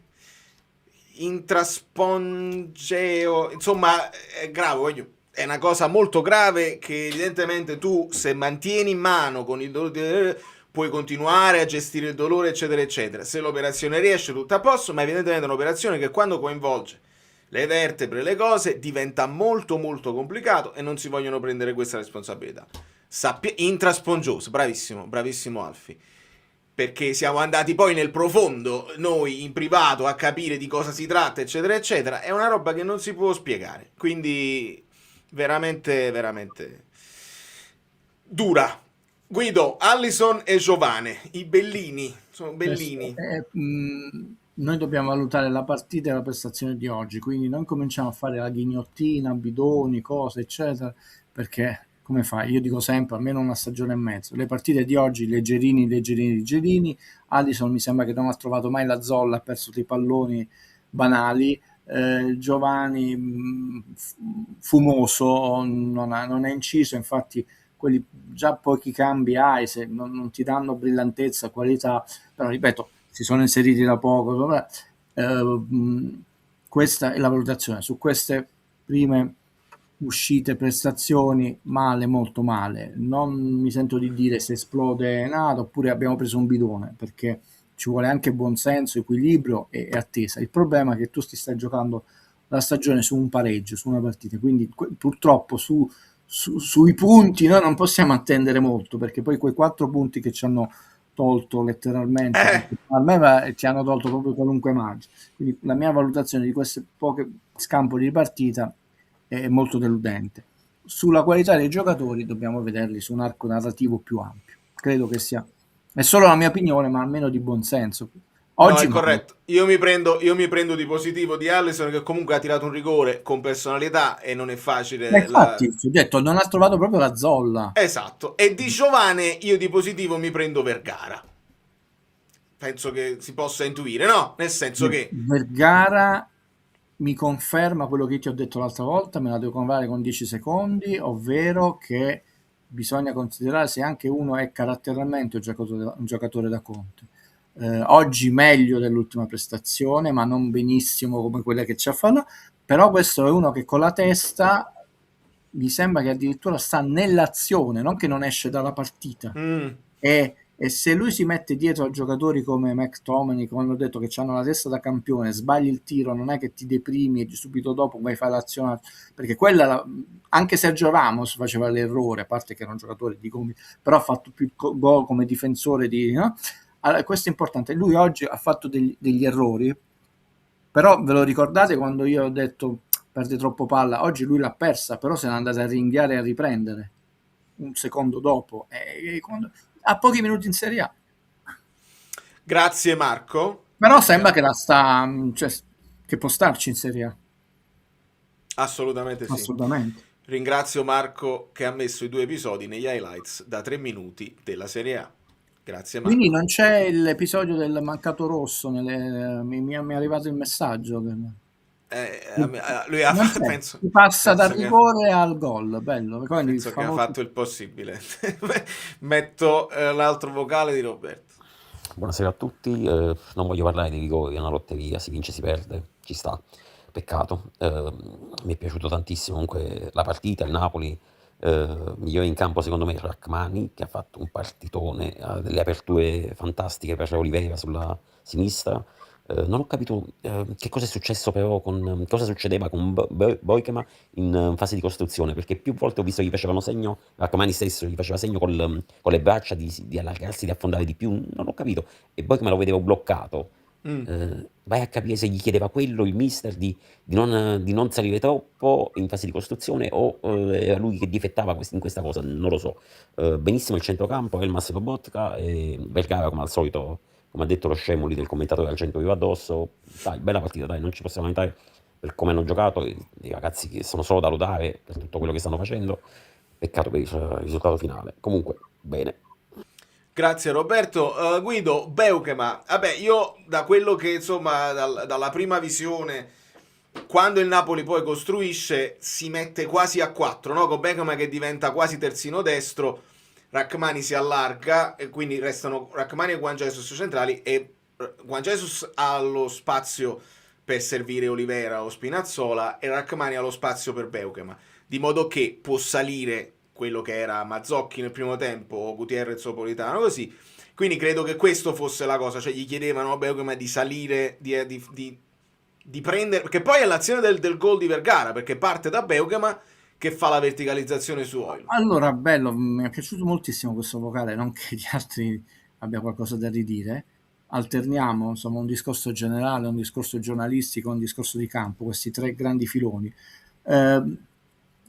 Conte non prepara le partite, spreme il giocatore, tutti questi qualunquismo. Si è visto che il Napoli, nonostante una situazione peggiore rispetto allo 0-0 del Como per tante ragioni, no? Abbiamo molte più partite sulle gambe, loro, inutile ripeterci, aveva più idee di piano di gara. Una di queste era molto interessante, questi cambi di gioco nel primo tempo fatti molto bene, sia come scelta che come tempistica che come qualità, proprio precisi, perché non era facilissimo uscire da questo pressing continuo alto, punzecchioso da Ape Maia loro. Poi però mancava quel tempismo, anche quella forza per chiudere l'azione dopo aver riconquistato un po' di tempo sul cambio di gioco. E la cosa che dici tu è su Beukema, e qua pure ti rispondo.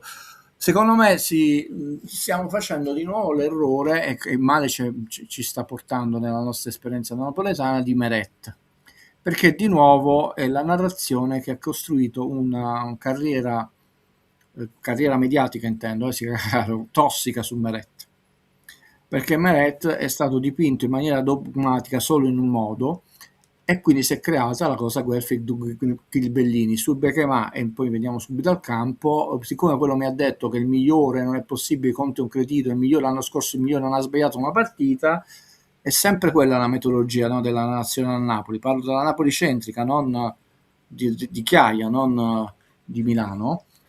Eh, Quando è ragionevole pensare che il ragazzo, a parte che ha avuto dei piccoli fastidi non muscolari pure lui, può avere un periodo di assestamento non solo nell'organigramma di Conte, ma nel Napoli, di giocare in un'altra maniera. Però è un giocatore che ha la possibilità fisica di rompere la linea, non ha quel dinamismo come Koulibaly, che si poteva permettere anche di fare degli errori perché poi ti riusciva a riprendere sulla corsa, sappiamo, no? Lui faceva la culibalata, però poi ti riprendeva, ti faceva la scivolata. Ed è interessante a vedere che si torna, oggi non era proprio asimmetrico il Napoli, mi sembra, no Valerio? Ho detto, però si cercava di sfalsare, visto che Mazzocchi non riusciva a fare un certo discorso, Becchemato poteva essere più alto in appoggio per avere maggiore potere penetrativo, perché poi di fatto il Napoli purtroppo in attacco era 1+1, perché Vergala agisce un po' dietro Højlund come in appoggio. È un po' come quando Mazzarri si inventò l'idea di Ugo, non è proprio la stessa cosa, attenzione, sennò Campagna, qualcuno, ecco, di avere quell'appoggio in più in attacco. È ancora presto, non arriva così in alto, però io a questo ragazzo non lo voglio demonizzare, perché abbiamo preso un bidone e non gli voglio caricare la croce addosso. Il miglior difensore della Serie A l'anno scorso non ha sbagliato una partita, ha avuto qualche problema quest'anno, ha avuto qualche chiusura lenta dove c'è costato un gol, però non voglio sicuramente criminalizzare Conte, perché se fa delle scelte le fa sicuramente in maniera molto sensata e non perché è un pazzo. Però noi abbiamo queste cartucce e siccome purtroppo manchiamo tutti dal centrocampo in avanti, la qualità che deve crescere è proprio nella giocata dei difensori per velocizzare l'azione, in modo tale da, perché purtroppo a noi ci mancherà Meres, Politano lo sappiamo, Di Lorenzo lo sappiamo che a volte è un'ala aggiunta, una mezzala aggiunta, a volte va a chiudersi lui l'azione pressando sul portiere, è un giocatore che ha una fisicità, un dinamismo, una copertura del campo incredibile sicuramente, ma non ce l'avremo, quindi vediamo le prossime partite, come se la prossima giocherà perché è squalificato Juan Jesus, come giocherà, che compiti avrà, come cambia la sua copertura del campo. Sono in stand-by sul Pokémon, cioè non mi voglio sbilanciare, ma non per ignavia, perché secondo me lo si è molto danneggiato, io ho questa impressione, perché si è costruita una relazione molto tossica e poi ti tirano la giacchetta da una parte e dall'altra, e a Napoli non si è protetti da nessuno, cioè l'unica persona che protegge il Napoli, mi spiace per quelli che pensano che noi siamo societari, filocontiani, eccetera, ma è triste dirlo, ha fatto più Conte in quest'anno e mezzo, mi spiace per voi nostalgici di Sarri, che Sarri in 3 anni, pure se è juventino, antipatico, eccetera. E questo è un punto che ci deve far riflettere. Io non credo che questo bruci i giocatori, come si sta dicendo, ha bruciato, non li valorizza. E io credo che lui sia molto dispiaciuto per la stagione che sta facendo, perché secondo me le rotazioni sarebbero state molto più interessanti, ci avrebbero dato anche molta soddisfazione nell'analisi della partita, e adesso sono proprio costrette in maniera proprio imbarazzante, perché non ti puoi inventare nulla. Lui ha ricordato una cosa banale, mi chiudo, un allenatore non dire che può essere bravo, ma poi alla fine sono i giocatori, se tu non ce l'hai già numericamente, a parte quelli di qualità, per andare, perché se tu hai Mazzocchi invece di McTominay, quel gol a Genova non ti esce, poi te ne fa 1 su 1000 Mazzocchi, ma McTominay ha già superato i 20 gol a Napoli, quindi non è fa 1 su 1000 ogni 3-4 partite, a parte che vede sempre la porta, ha detto, quindi raga, questo non c'è giocatori, ha detto, ma è colpa lui di Arrotti, va bene, andiamo. Poi uscite dal fatto che non era colpa sua di Anghissà, sia prima e adesso di Anghissà, e Neres non è colpa sua, 2 o 3 infortuni muscolari saranno stati colpa sua, ma capitano a tutte le squadre. Noi quest'anno è una stagione particolarmente sfortunata, e ripeto, perché lo ripeterò sempre finché non torneranno tutti e 3, noi siamo arrivati adesso al 10 febbraio, 36esima partita della stagione, siamo sempre senza Gil, Anghissà, è vero, mi sto dimenticando, noi siamo passati a De Bruyne e a Mazzocchi, e l'ha tirata pure benino, perché l'ha tirata bene, Nel primo tempo l'ha tirata Elmas e nel secondo tempo Mazzocchi, ed entrambe le volte sono saltati. Non erano brutte. Ascoltiamo un altro vocale. Non male. Ciao Valera, ciao a tutti gli amici bellini. Peccato, gran peccato, perché è stata una partita combattuta, non molto brillante da parte di entrambe le squadre. Da parte nostra ci sta, visto che siamo piuttosto stanchi e abbiamo inserito giocatori anche nuovi come Giovane e poi Santos nel secondo tempo. Si vede che non sono ancora nei meccanismi della squadra e non è facile vista la situazione, ci sta.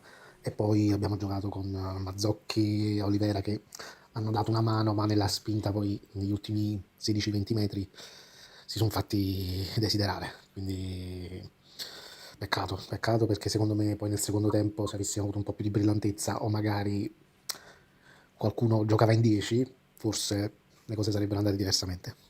Amen. Puntiamo tutto adesso al campionato, cerchiamo di assicurarci quella posizione per la Champions. Proprio a proposito di puntare sul campionato, penso questo sia virgolettato di Conte che ci riporta Andrea. Ora rimane da giocarsi il campionato e fare il meglio di quanto possibile, non meglio possibile, meglio di quanto possibile. Chapeau. Quindi è ancora più una sfumatura. Cioè dobbiamo andare oltre quelle che sono le problematiche, perché quello che possiamo fare non basterebbe per entrare in Champions, per capirci, dobbiamo fare di più. Il mio regista preferito in un commento di un DVD disse una frase che mi ha reso felice tutta la vita. Purtroppo non ho avuto il piacere di conoscerlo e adesso non c'è più, e disse che per lui i veri eroi nella vita sono le persone coerenti, e lui nella vita ne ha conosciuti meno di 5, meno delle punte delle dita di una mano.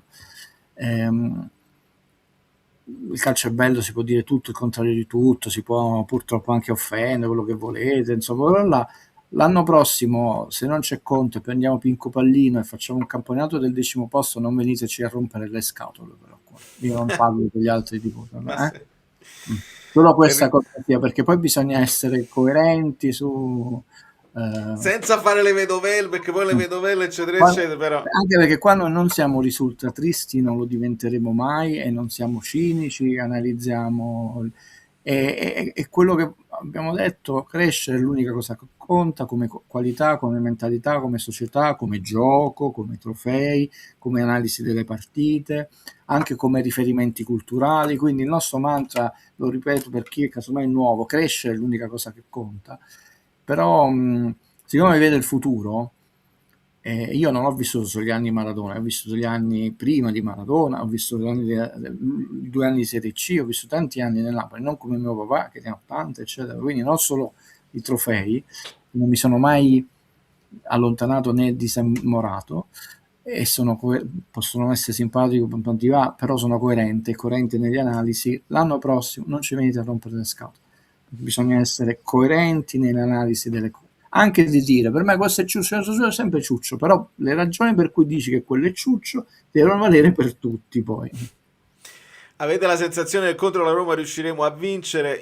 Gennaro, io ti rispondo che se vinciamo con la Roma io esulto come uno scudetto. Sì, è la finale per il Napoli. Cioè, veramente, a parte lo scontro diretto, a parte il personaggio Gasperini che è stato chiamato in causa e che tu devi dire non mi riguarda. Valerio, coerenza. Lui che dice io non parlo con gli arbitri e poi invece ne parla quando gli fa comodo. Ci sono 2 episodi dove fanno gol con i giocatori a terra, vado indietro nel tempo, un primissimo Gasperini, un secondo Gasperini, e questo è quando intendo, non ci eravamo messi d'accordo, ma non te l'ho servito sul piatto d'argento. Se uno dice io non parlo mai degli arbitri, non deve parlare mai degli arbitri, per lui faceva la santarella, però invece lui ha preparato il terreno, perché tra l'altro la Roma ha vinto 2-0, non sei chiamato in casa di nulla, perché stai parlando? Perché stai offendendo, insinuando? Cioè. No, è veramente assurdo. Le parole del mister non ci sono nei vocali, me le recupero stasera, quando insomma appena finisce la live, e le commentiamo sicuramente, perché mi avete segnalato tutti che stava on fire. Un'altra cosa interessante della partita di oggi, parlando di calcio, cioè oggi il Napoli chiaramente non è stata una partita sempre brillante, le azioni non sono state tante, possiamo essere più rapidi, col Como devi essere veloce di testa e di piede perché ti prestano molto, però gli ultimi minuti non ce la facevi perché i cambi non ti hanno dato quella qualità e quella forza, e purtroppo non hai centrocampo, ragazzi, è inutile, non puoi mettere nemmeno 100 attaccanti, la forza di una squadra è sempre il centrocampo che ti prende. Stava con la lingua da fuori Elmas alla fine. Una cosa che mi è piaciuta è che la squadra è stata sempre in partite sempre paziente. Oggi ha saputo, infatti non ha perso, no, sul campo, ha saputo, e meritava la vittoria, ha saputo interpretare i momenti della partita. E questo mi sembra uno scatto in avanti, pure in una situazione di tremenda emergenza, eccetera. Quindi poi in una partita ci sono dei momenti dove hai dovuto soffrire, hanno pareggiato più loro, dei momenti dove loro non hanno visto palla, hai pareggiato più tu, dei momenti dove devi andare a chiudere, non hai avuto il raddoppio difensivo, però il Napoli è stato paziente oggi, non è mai andato in agitazione. Poi a un certo punto, gli ultimi minuti, non è questa energizzazione, che loro ne avevano di più, per ragioni anche umilianti. E questo è un fatto positivo, quindi la squadra c'è con quello che può mettere in campo. Può essere utile che noi ce la dobbiamo andare a vincere a Como, sperando che recuperiamo almeno 2 persone, cioè spero almeno un Gilmour, e poi quello possiamo recuperare forse, perché poi Neres no, Di Lorenzo no, Anghissà no, De Bruyne no, non so, non mi ricordo quando è il Como, forse fra un po'. Mi ha fatto ridere questo messaggio, però non lo dico. Non l'ho letto. No, aspetta. No, perché io mi vedo... Levate i soldi da mano. Mi ha fatto ridere. Posso ridere? Sì, come? Ma soldi da mano. quando io dico dobbiamo crescere, noi abbiamo un senso di numerismo, cioè oggi noi dovremmo essere, a parte Fabio, calmate Fabio, Fabio, ma quello è il sostegno... a vicenda non mi ricordo se fu Valentino o Angelo, quindi mi scuso con una delle due, ma veramente con galanteria, che disse: io sto qui a sentire uno strano pazzo col capellone spettinato che ci tiene sul morale, quello è il senso del crescere come comunità, però allora... di pretendere qualità dalle trasmissioni, e noi anche in questo, a questo punto uno non esegue più, dicono cretinate, urlano eccetera, ho capito che uno vuole sentirsi informato, ma gli deve dedicare il giusto tempo, perché io mi sono scocciato, anche se me lo vado a leggere ogni mattina nel sito, circolato in rosso la data di rientro, io la prossima volta ve lo porto il mio calendario, ragazzi, ve lo faccio sto coso, vi vedo tutti i circoletti rossi che non sono quelli del compianto Rino Tommasi, dell'azione bella del tennis, segnate in rosso la data, no, perché io me lo tolgo su Uffizio, perché poi messo su carta è diverso di tutti i circoletti rossi di quando doveva tornare, no? Torna con la Juve, torna con questo, torna col Copenaghen, torna... Buonasera amici bellini, buonasera Valerio, che dire, ci hanno fatto pagare in coppa il non rigore, a dire di tutti, di Vergara. C'è da riflettere perché sinceramente col caos che hanno combinato, oggi i giocatori del Como avevano la plot armor, proprio la plot armor su qualunque fallo, qualsiasi cosa, cartellini lasciati in tasca, quando proprio era inevitabile che li dovesse cacciare, li ha cacciati, ma cioè, roba assurda. Niente, va bene così, andiamo in campionato, cerchiamo sto terzo posto, quarto posto, di raggiungerlo e speriamo di recuperare nessuno, al massimo De Bruyne tra un paio di mesi, e basta, che è finita, questi siamo, giochiamo con Giovane e Santos, vai. Io non mi capacito, voglio come si fanno a pigliare questi giocatori, come si fa, non servivano, proprio quello che non serviva. E questo vabbè l'abbiamo risposto perché era anche uno dei vocali di Phoenix, giusto per ricordarci insomma della situazione. Cioè siamo arrivati a 25 partite di De Bruyne, 23 di Gilmour e 21 di Anghissà. Neres sono arrivate, anzi no, ho scritto pure male perché Coppa Italia, vedi, io già mi accorgo di un errore, oggi è della avevo saltato la prima, fammi controllare, però diciamo sono tante,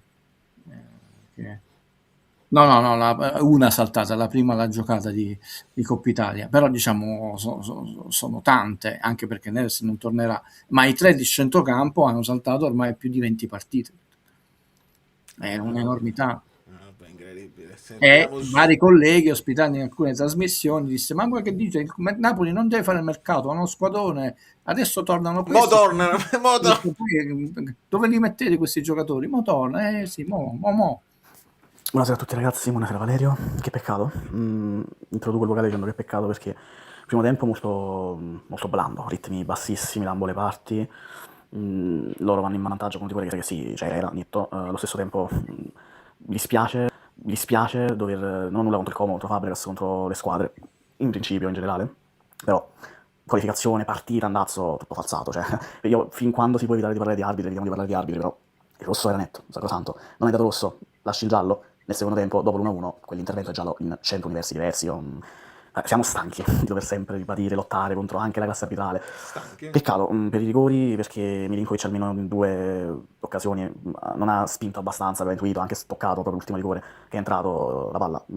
Potevamo passare, un po' di rammarico c'è, avremo sul campionato, 2 gare in più di Coppa Italia con l'Inter, secondo me, potevano regalarci soddisfazione. Peccato, pensiamo alla Roma adesso, è l'unica cosa che ci è rimasta, forse Napoli sempre un po' battuti.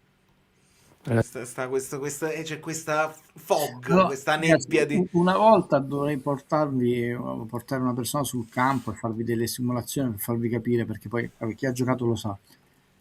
Ci sono varie,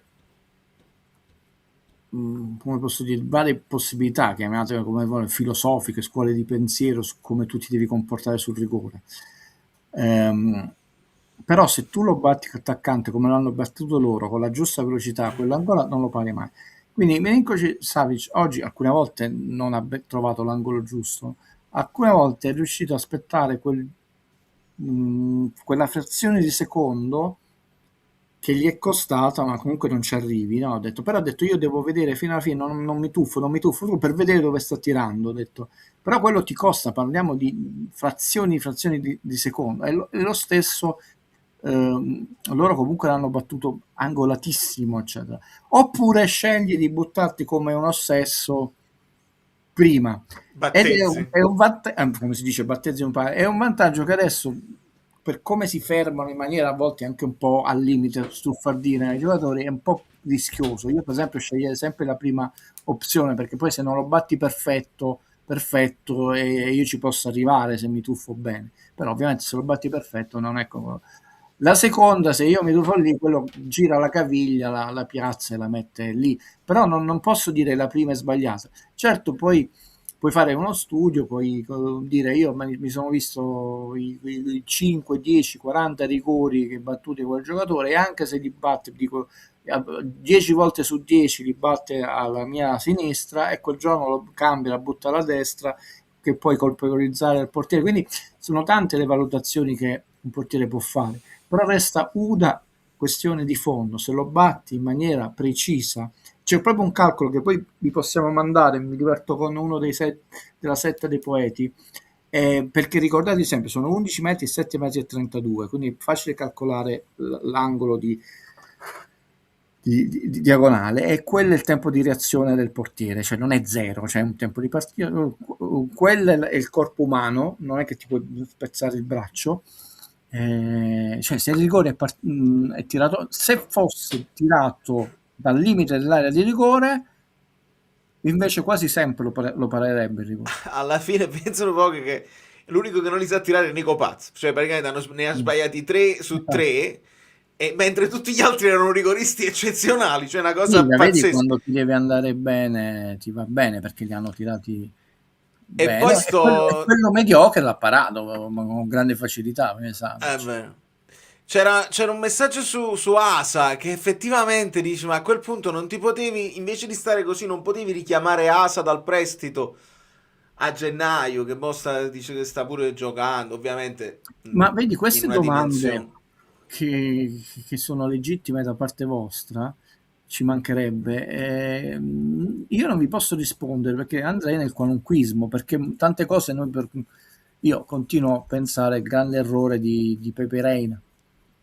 Cioè, da un punto di vista, così mi lego a Asa, da un punto di vista logico, economico e di crescita, io mi tengo Pepe Reina, mi fa da chioccia a Meret, è un giocatore che ha un carisma enorme ed è il miglior portiere con i piedi non voglio dire al mondo, ma probabilmente all'epoca in Serie A, è stato uno dei primi, no, da noi e non era una problematica se saltava delle partite, quindi lui faceva le coppe e là tu ce l'hai, perché lo devi perdere a zero quando hai un asset di spogliatoio tecnico, tattico, e non è un portiere che mi va in crisi, no, se non mi gioca 5 partite, eccetera. Dal mio punto di vista non ha senso, perché dici io non devo spendere soldi. Allora, questa domanda, uno dice Guido, però non ha senso perché non devi spendere. No, evidentemente a volte ci sono delle dinamiche che apparentemente non sembrano così logiche a noi dall'esterno, però io non le conosco e quindi cosa vi posso rispondere? Cretinate, evito. Però è ovvio che parliamo di un giocatore che non aveva manco un minuto nel Napoli, eccetera. Però io ho fatto un esempio molto più grave, più estremo, perché Pepe Reina era affezionato al Napoli, va in scadenza, lo rinnovi, prendi il giovane Meret ed è perfetto per fargli da chioccia. Proprio quel tipo di portiere è perfetto da fargli. E invece poi prendiamo Meret, non si fida Ancelotti, prendiamo Spina. Esatto, dici, perché Come no? spendere dei soldi per Ospina e creiamo questa narrazione tossica di questa alternanza? Tra l'altro pagato rispetto a quello che è, pagato poco rispetto Sì, a pagato pochissima, quanto ha però reso. dal punto di vista di Guido, sia contabile dei soldi Sì, spesi che sì. tecnico, detto non ha senso, perché detto io ce n'ho uno che è legato al Napoli, che ha il gioco di piedi che Meret si dice non ha, che se Meret mi fa 5 partite, poi ne fa 2 reni, in coppa per esperienza gioca reni, Meret non è che si sente, cioè, lo porti e l'anno dopo il portiere del futuro, e non è un portiere Pepe Reina che ti va in crisi perché si sa amminestrare non giocando tutte le partite, crisi di testa, no? Detto non devi spendere soldi, non è che devi comprarlo tecnicamente, quindi ci sono a volte delle operazioni, le potrei fare su difensori, su centrocampisti che non ha. Asa non è dici un asset così importante perché non ha uno storico, dici è uno storico centrocampista che può farti pochi pezzi di partita, però ti sarebbe utile, quindi non mi soffermerei lì. Corretto. Dice, se poi avesse richiamato me, ce lo saremmo mangiati. No, Poi ma bisogna vedere le clausole del contratto. esatto, a quello volevo arrivare. Non sappiamo perché alcuni prestiti tu magari puoi metterti d'accordo con la società, te lo riprendi, altri magari sono bloccati, che ne sai? Dico sono bloccati, salvo unilateralmente dall'altra parte che sono scontenti. O pagando una penale che poi te lo puoi riprendere. Se non ti potevi muovere sul mercato sempre per il blocco, anche la penale fa parte di spese che... Quindi sono cose tecniche su Quello cui... che appare all'esterno, sono stato chiaro, appare. Oggi non pronuncerò quelle 3 parole, perché l'altra volta l'ho presa a ridere, ho detto che quindi al massimo partire San Ferdinando. Che di nuovo appare che non c'è questa affinità tra le 3 componenti. Sì. Perché il grido d'allarme, prima Conte, poi Stellini in maniera molto più pacata, educata, ma netta, e poi di nuovo Conte, è arrivato. Cioè, ve lo devono scrivere sulla lavagna, ci serve un centrocampista. L'hanno detto pubblicamente, ma d'altronde ci serve un centrocampista perché ne abbiamo 2,5 e non ci possiamo manco lamentare, tranne quelli che continuano a metterli 4, di Elmas, perché le sta giocando tutte, va a casa e non le sta facendo, cambia sempre il ruolo, anche con qualità, poi non sarà Tony Cross, ma mai nessuno ha preteso che sia Tony Cross, eccetera, anche uno ce n'era, però noi abbiamo Lobotka e McTominay. Elmas doveva essere il plus valore in attacco che forse si adattava quando Anghissà andava a fare la Coppa d'Africa, cambiando sistema di gioco, eccetera. Non è che ne abbiamo altro. Lasciate il like. Sì, lasciate il like. Lasciate il like e sentiamo un altro vocale. Buonasera a tutti, poco da dire stasera. Io sto rosicando parecchio anche perché io abito a Como, quindi vi potete immaginare la situazione, però niente, purtroppo paghiamo il fatto di aver vinto una partita grazie a un rigore sacrosanto che ci è stato fischiato sabato contro il Genoa. L'abbiamo pagato stasera perché Jacob andava espulso sul primo fallo, non era giallo, era rosso, perché quello è doxo, non è doxo. A noi ci hanno spiegato che è doxo questi arbitri, quindi andava espulso già là. Poi fa un fallo dal limite dell'area, completamente fuori tempo, che è giallo in qualsiasi occasione, cioè mi venissero a raccontare che quello non è giallo, e fischia il fallo e non dà neanche il cartellino, quando il giocatore doveva essere espulso anche prima. Una vergogna, ragazzi, una vergogna totale. Mi passa la voglia di guardare le partite, nient'altro da dire. Buona live, ragazzi. Nel senso, ne abbiamo già parlato, mi dispiace, sì, sto pure del Como. No, ma è la sensazione che ho avuto ed è la mia preoccupazione. te l'ho detto, si può avere un progressivo scoraggiamento. Adesso prendo in prestito io la parola che è stata correttamente usata, io ho usato una parola diversa, ma è chiaro, perché lo scoraggiamento c'è, perché il modo è sempre quello nella vita. Se tu ti comporti male con una persona, l'errore nella vita capita. Io posso sbagliarmi con Valerio, siamo persone educate, ci sentiamo, Valerio scusa ho sbagliato, gli ho usato una parola, mi perdoni, cioè si chiariamo, più amici di prima, no? Ma se tu lo fai in un modo sbagliato, Valerio può pensare no, Guido è stato malizioso, io non mi fido più della sua buona, quella presunta buona La fede. fede. Sta È Fabio il Versailles. modo, è il modo che ci sta mortificando, non è il risultato. Vogliamo vedere se Fabio si è calmato nel frattempo. Speriamo di sì. Però penso di no, perché leggo l'orario del vocale è di 2 ore fa, quindi penso che stava ancora alterato. Proviamo. Non è una chiosa, è un continuo, perché non ce la posso fare, perché adesso basta. Adesso voglio che Tele Lombardia, voglio che ogni tipo di catelle nomino tutti guardai la domenica sportiva, tutti quanti te li devo nominare, perché non me ne fotte proprio. Devono fare trasmissioni su quella non espulsione del difensore del Como, Jacopo Ramon, là. O perché del Real Madrid è quindi intoccabile alla Chiellini quando giocava nella Juve. Voglio sapere. Hai capito? Perché il Napoli già in difficoltà, e non dico che deve essere aiutato, ma per quanto riguarda gli infortuni, poi la partita ce la giochiamo pure e questi la indirizzano in questo modo e poi ci vengono a parlare di campionato falsato perché Vergara è stato toccato e hanno dato un rigore l'anno scorso a Dumfries a Milano che non viene toccato e non hanno fatto le trasmissioni. Ma per favore, siete ridicoli, sono ridicoli tutti quelli che poi dopo vanno a scrivere anche su X e tutte queste cazzo di piattaforme che danno voce a tanti ignoranti. Vergognatevi, Lega Italiana, che stai dicendo? Adesso non voglio esagerare nemmeno io, però la faccia vostra. Si è calmato, è stato comunque un Allora, vocale corretto. per calmare Corretto. Fabio, no? Perché poi io non sono, ve lo dico sempre, non sono maestro di vita, manco nel bagno di servizio di casa mia, quindi figurati se vengo qui e faccio il maestro di vita, il santone, eccetera. Ti racconto un fatto rapido e indolore. Mi sento con Francesco, che da un po' di tempo non ci sentiamo, e mi ha chiesto di fare un intervento su un tema complicatissimo. Va, l'ha fatto bene, poi mi manda la locandina di un film e mi fa, non te lo chiedo nemmeno se l'hai visto. E io ho detto sì, l'ho visto, l'ho presentato in Sicilia a dicembre. No, ne dobbiamo parlare, che è un film che avremmo visto io e lui, manco chi l'ha girato, non ve lo cito perché casomai è una sorpresa, no? Preferisco, mi riferisco a Fabio e a chiunque, no? Dedicare il mio tempo sarà una perdita di tempo per alcuni, no? Leggersi un libro, vedersi un film, mangiarsi una pizza con un amico, ma Guido che si deve mettere a vedere Tele Lombardia proprio no.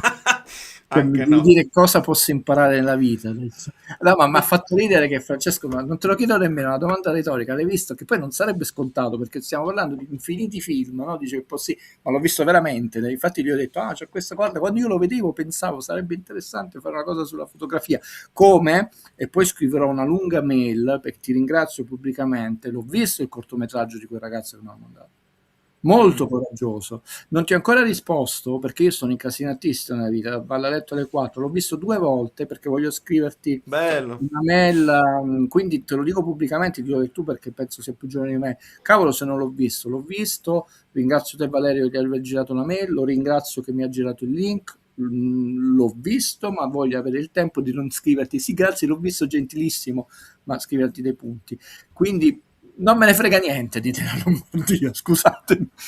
Mi porta... preferisco dedicare il mio tempo a qualcosa di più bello. Scusa.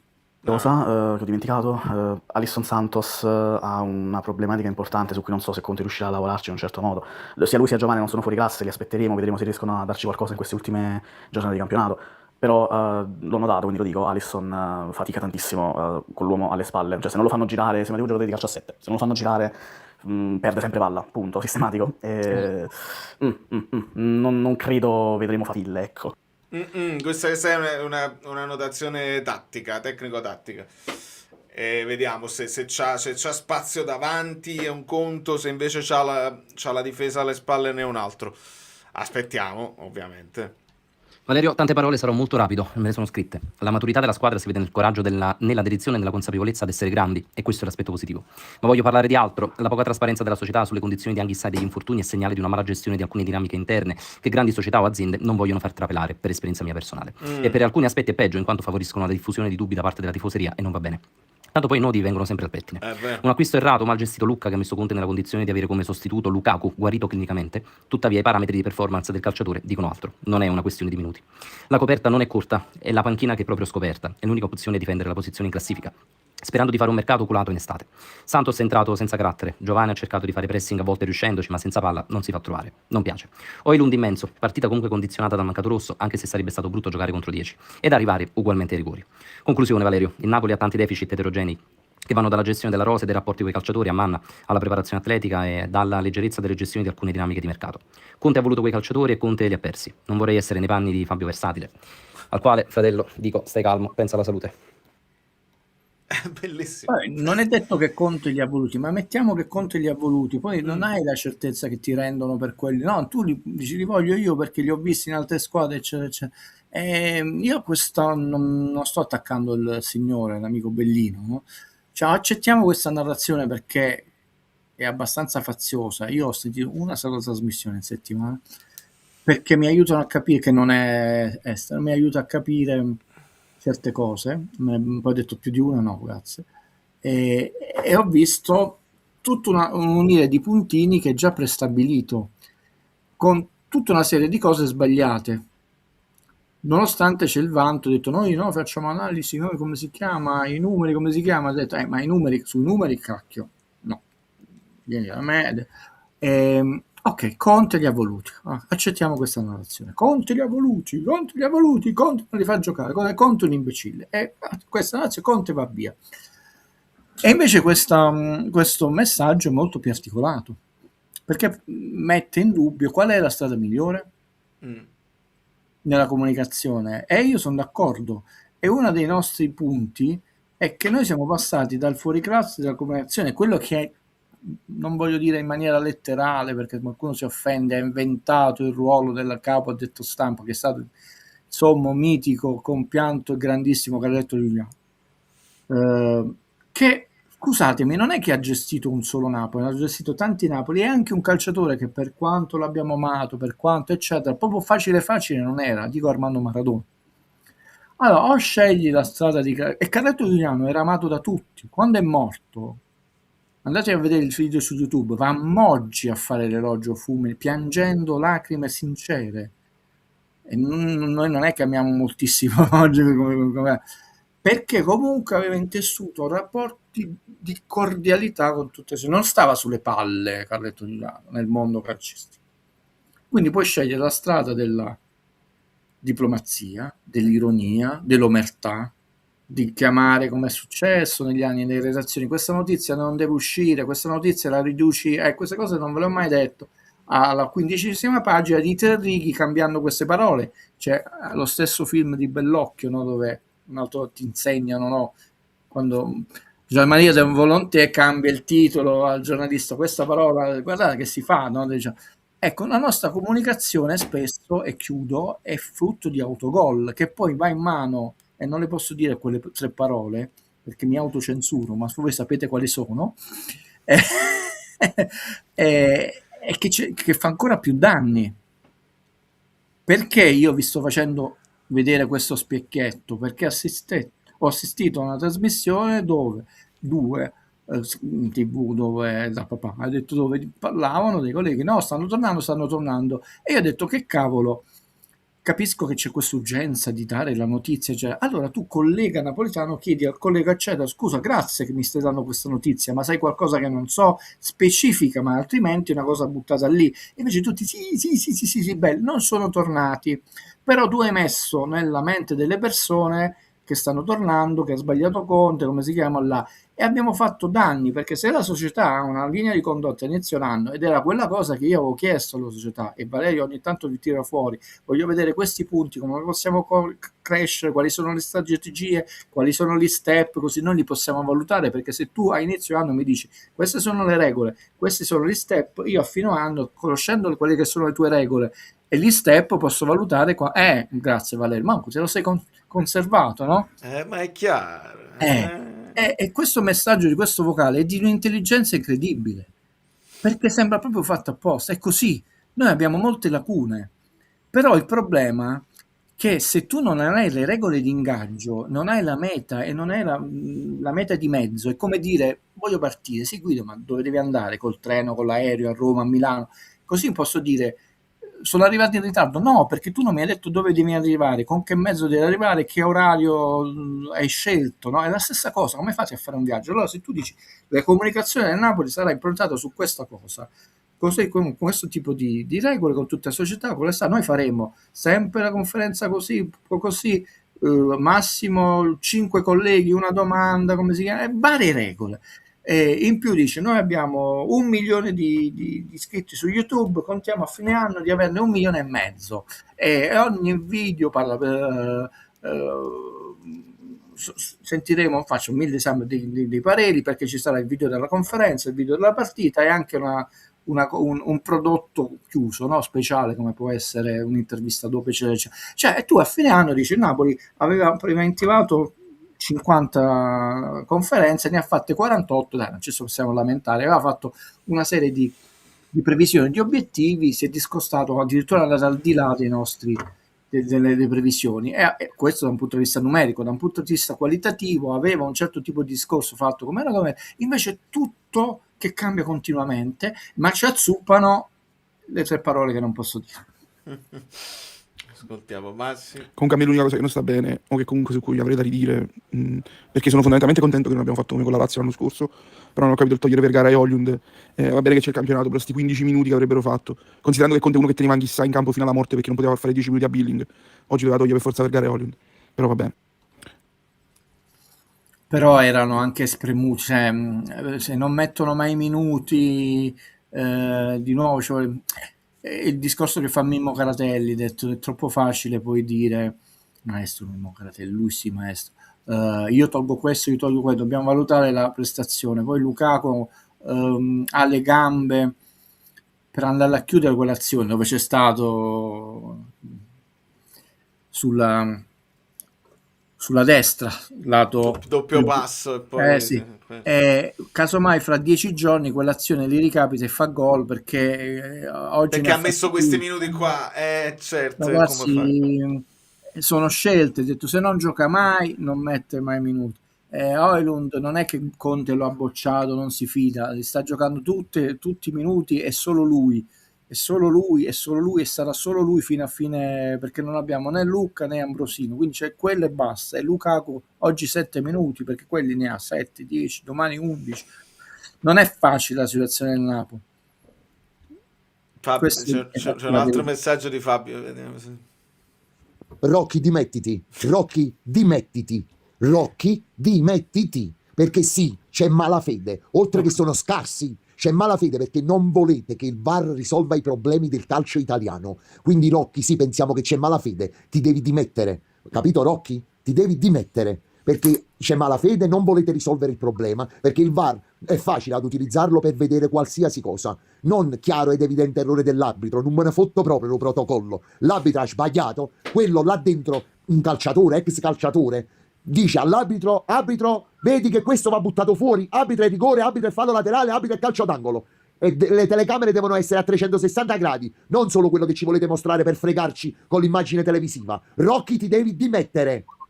Se poi è quello che ho detto a inizio live, no? Cioè, scrivono un protocollo e da protocollo ti diranno domani o hanno già detto eccetera eccetera, sul giallo il VAR non può intervenire. Ma che significa? Se poi il giallo determina il rosso, non può intervenire. Io questo è un argomento dove forse è l'unico che posso trattare con voi, perché tutto il resto sono un cane e cani sono animali meravigliosi, come sapete. Quindi no, Guido ce l'ha con i... Perché concedimi questa parentesi, perché forse può essere utile visto il malumore di oggi. Nel calcio noi sentiamo tutta una serie di luoghi comuni, di frasi che poi hanno alimentato convinzioni da parte degli sportivi, no? Che sono diventate verità, neanche più opinioni. Faccio subito un esempio. Per fare un po' i santarelli, anche in quelle 3 parole che non posso dire, quante volte hai sentito nelle trasmissioni, ho detto, ecco, però Se avete, a parte gli arbitri, la buona fede non può essere messa in discussione, se avete qualcosa da dire, cose, quando chiamano i tifosi in queste trasmissioni, lo denunci alla procura del Puglia, andate a denunciare, denunci questi tromboni qua. È una frase che non ha senso, perché mo non voglio sostituirmi né a mio fratello, che tra l'altro non fa penale, non c'entra niente con lo sport, né Guido Clementi che fa amministrativo come cosa. Perché la frode sportiva, Valerio, è un reato a dolo specifico. La frase che dicono in televisione, no, se dobbiamo alzare il livello, alziamolo, certo. non ha nessun significato. Perché tu non hai la possibilità tecnica di fare una cosa del genere. Che significa è a dolo specifico? Che non lo puoi dire, lo devi dimostrare. Ma per dimostrare devi avere delle prove. Perché la Juve è stata condannata? Dopo che era stata assolta, no, la congiura, che come Capuano scrive una cosa, quello là. Perché essendo una società quotata in borsa durante il Covid, hanno visto delle operazioni, la Consum, che non quadravano, mettendo sotto controllo i telefoni, è partita da un altro filone la cosa della Juve. Con quelle intercettazioni si è scoperto un'altra cosa, ma a dolo specifico io non posso dire la Juve, la New Team, ma si offende, la New Team ruba. Lo devo poter dimostrare perché ha dolo specifico. Per poterlo dimostrare devo avere le prove. Siccome Valerio e Guido non sono ufficiali giudiziari, non sono magistrati e non hanno il potere di mettere sotto controllo, eccetera, è una cacchiata che viene detta in televisione. Dall'una e dall'altra parte. Però è una cacchiata che è diventata dall'una e dall'altra parte moina. O da fare i santarelli o ad alimentare la cultura del sospetto. Ma da un punto di vista giuridico non significa nulla questa cosa. Il problema è che lo sport non è, qua fa l'errore professor Guido Clementi di Salute, perché il suo discorso è molto scientifico e giusto, però lo sport, il problema è che non c'è domani. Cioè se io sbaglio il rigore presunto, diciamo, con la Juve, io non so se lo segni, eccetera, però quello che so è che se tu lo assegni si ferma l'azione, proteste, cioè devo mettere la palla, chi lo batte quello, poi lo batte a destra, a sinistra, fa gol, non fa gol, palo, respiro, quindi tutto quello che avviene dopo, noi non lo sappiamo, e quindi tutto quello che è avvenuto dopo l'1-0 della Juve si è sviluppato in maniera diversa rispetto a come si sarebbe potuto sviluppare con l'assegnazione. Io non sto ancora parlando del gol, quindi ogni errore influisce sul proseguo dell'azione, del risultato, del campionato. Con un presunto pareggio, la dinamica psicologica delle due squadre, cioè quindi non essendo diritto ma è sport, più c'è un'altra cosa, se nel giusto, che secondo quello che è un principio costituzionale inderogabile, che è quello che c'è una presunzione di non colpevolezza fino a quando non hai un terzo grado di giudizio, ma quello è il diritto sacrosanto, meno male, infatti tiene insieme la società, una società civile. Nello sport non è che io devo ammazzare una persona, ha detto, cioè in questo caso Napoli Badastica la perdeva 3-1, però con quell'espulsione noi abbiamo vinto 10-11, no? Ho detto la partita come si sarebbe sviluppata, Guido non ve lo sa dire, però può dirvi che si sarebbe sviluppata in una maniera diversa. E chiudo, qual è la problematica che si sta sviluppando ora?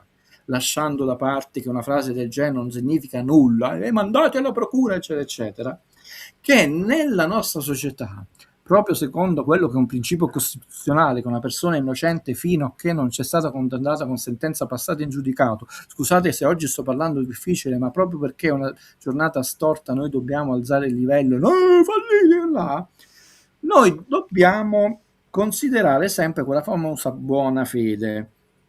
Ecco, siccome parliamo di sport ed è ripreso da centinaia di telecamere sotto gli occhi di tutti, se io mi faccio solo questa, è una domanda, Valerio, di l'ultimo giornalista sulla faccia della terra, il più scarso del mondo, okay? È solo una domanda, vedi se riesco a essere raffinato.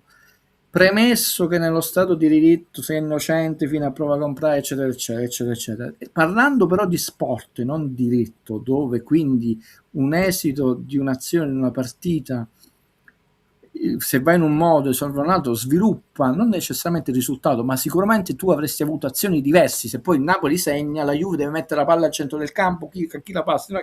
Ecco, siccome noi vediamo costantemente, certificati dalle immagini della telecamera, tutta una serie di errori, è plausibile solo in questo caso, in campo sportivo, incominciare a invertire la presunzione, cioè l'onere della prova?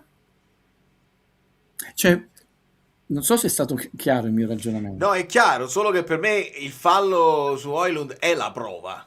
Sì, voglio spiegare. Siccome tu hai 10 azioni, io mi devo sentire sempre di 10 errori. Se i 10 sono tutti da una parte, perché mi faccio solo una domanda retorica, perché io devo accettare passivamente questa cosa e non in termini di diritto, ma in termini sportivi? Cioè, la faccio più semplice. Rocky, me lo devi dimostrare tu. Non basta più il fatto, scusa, non basta più dirmi se noi mettiamo in discussione, io mi dimetto, gli errori a fine campionato. No, io a questo punto voglio la dimostrazione, siccome sono troppi gli episodi, e io non accuso nessuno, non accuso che imbarate, rubate, cose, però a questo punto non posso accettare passivamente che l'onere della prova non sia invertito. Perché, scusa, perché lo devo accettare? Lo devo accettare per dogma, e il dogma è Dio, non è il caso. Per doxo. Per doxo, non so se è stato chiaro, non tutti forse lo No, capiranno. è chiaro, ma è molto inattuabile nel caso, perché ovviamente è ovviamente inattuabile per la ragione che non lo si vuole fare, non che non lo si può fare. Io non ho la pretesa qui che vengo e salvo il calcio, ma che impongo la problematica in una maniera leggermente diversa. Dire queste cose non serve a niente, anche perché non abbiamo nessun potere, neanche giornalisti. Però incominciare a dire non mi basta più una frase del genere. Da un punto di vista culturale non mi basta più. Questo lo posso pretendere, cioè da un punto di vista culturale io non voglio più accettare passivamente una frase del genere. Poi continuo a farlo, ma io culturalmente non la voglio più accettare. Posso? Certo. Ah, ok, grazie. Il film inizia con un giovane Ignazio La Russa, il mostro siamo noi e sta bene a tutti, forse pure ad alcuni napoletani, come hanno zittito Dela. Aspetta, non ho capito, non l'ho letta bene. Non so se il film... sì, il film... Vabbè, richiamando il film che dicevi tu, però il finale non ho capito. Il mostro siamo noi, sta bene a tutti, forse pure ad alcuni napoletani, come hanno zittito Dela. Cioè, nel senso, vabbè, ti stai chiedendo, Midori, come hanno fatto a fare in modo che De Laurentiis non parli su queste cose? Cioè, stai chiedendo come hanno zittito? Io ho una mia idea che però non voglio esporre oggi. Non è detto che abbiano zittito, però. È una delle infinite possibilità, potrebbe anche lui aver scelto che è probabilmente la più sbagliata, nel senso la mia, però non si può dire sicuramente così. Una cosa è certa, noi abbiamo visto negli anni che lui ha parlato sempre quando era troppo tardi, quando non serve. Marotta ha parlato subito, non ha parlato a fine campionato, ha parlato dopo Napoli-Inter. Ha parlato in post partita. Dico, sì, ma in corso di campionato ho detto. Certo. Vediamo se riusciamo a finire i vocali. Quest'anno la Coppa Italia non sa da fare, dispiace, anche perché poi per me in particolare la Coppa Italia è il primo trofeo che ho visto vincere al Napoli, e quindi ci tengo io particolarmente, e dispiace sempre uscire. Quest'anno, perlomeno rispetto all'anno scorso, ce la siamo giocata, abbiamo reagito bene. Io ancora non sono convintissimo dai nuovi acquisti, e credo forse una partita come quella di oggi sarebbe stato un ottimo banco di prova che non hanno esattamente saputo sfruttare, quindi insomma aspettiamo un altro po' e poi tiriamo le somme. E niente, adesso ormai testa al campionato, ci siamo strappati sto cerotto, anche perché la prossima giornata è già importante, perché abbiamo lo scontro con la Roma e c'è in contemporanea anche Inter-Juve, quindi ecco, abbiamo la possibilità di guadagnare punti sulle dirette inseguitrici. E tra l'altro, quindi io mi sono espresso e ho detto che Inter-Juve vince la Juve, in qualche modo, non so come, ma sono convinto di questa cosa qua. Era verso fine campionato, conoscendo che sai, io non dico mai che scommettete, come si chiama, potevo dire scommetti, forse è un po' presto, può uscire veramente di tutto, perché ancora non è proprio bisogno per forza la Juve, Però Ah, tu non dici è... al contrario, io invece l'ho pensata che l'Inter non ne ha bisogno, nel senso che se l'Inter può anche rilassarsi adesso e poi Ah, quello sì, riprende. l'Inter c'ha 3 sconfitte, ne farà una da qui a fine campionato, sono le 5 massimo che tu ti puoi...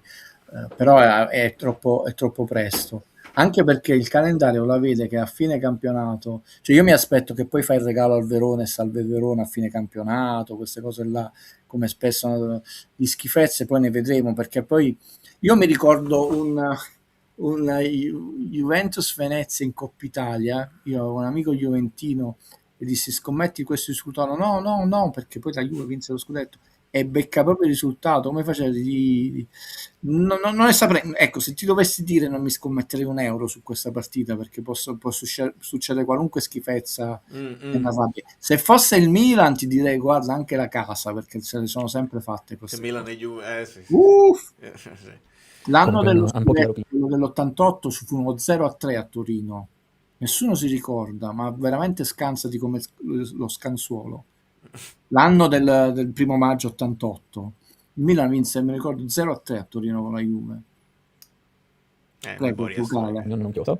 Lasciamo stare il rosso, cioè passiamo avanti più che altro, perché sono d'accordo con voi che il rosso c'è, sono d'accordo con voi che è frustrante l'errore in sé, è frustrante anche il fatto che possa sembrare una punizione dopo tutta la gogna mediatica post Genoa, però andiamo avanti, anche perché io veramente quest'anno mi sono intossicato e per un po' realmente ho smesso di vedere il calcio perché non ce la facevo più, quindi passiamo avanti, è capitato, è successo a noi poi anche come a tante altre squadre, quindi insomma quello che dico sempre ormai nell'era del VAR devi vincere nonostante gli arbitri.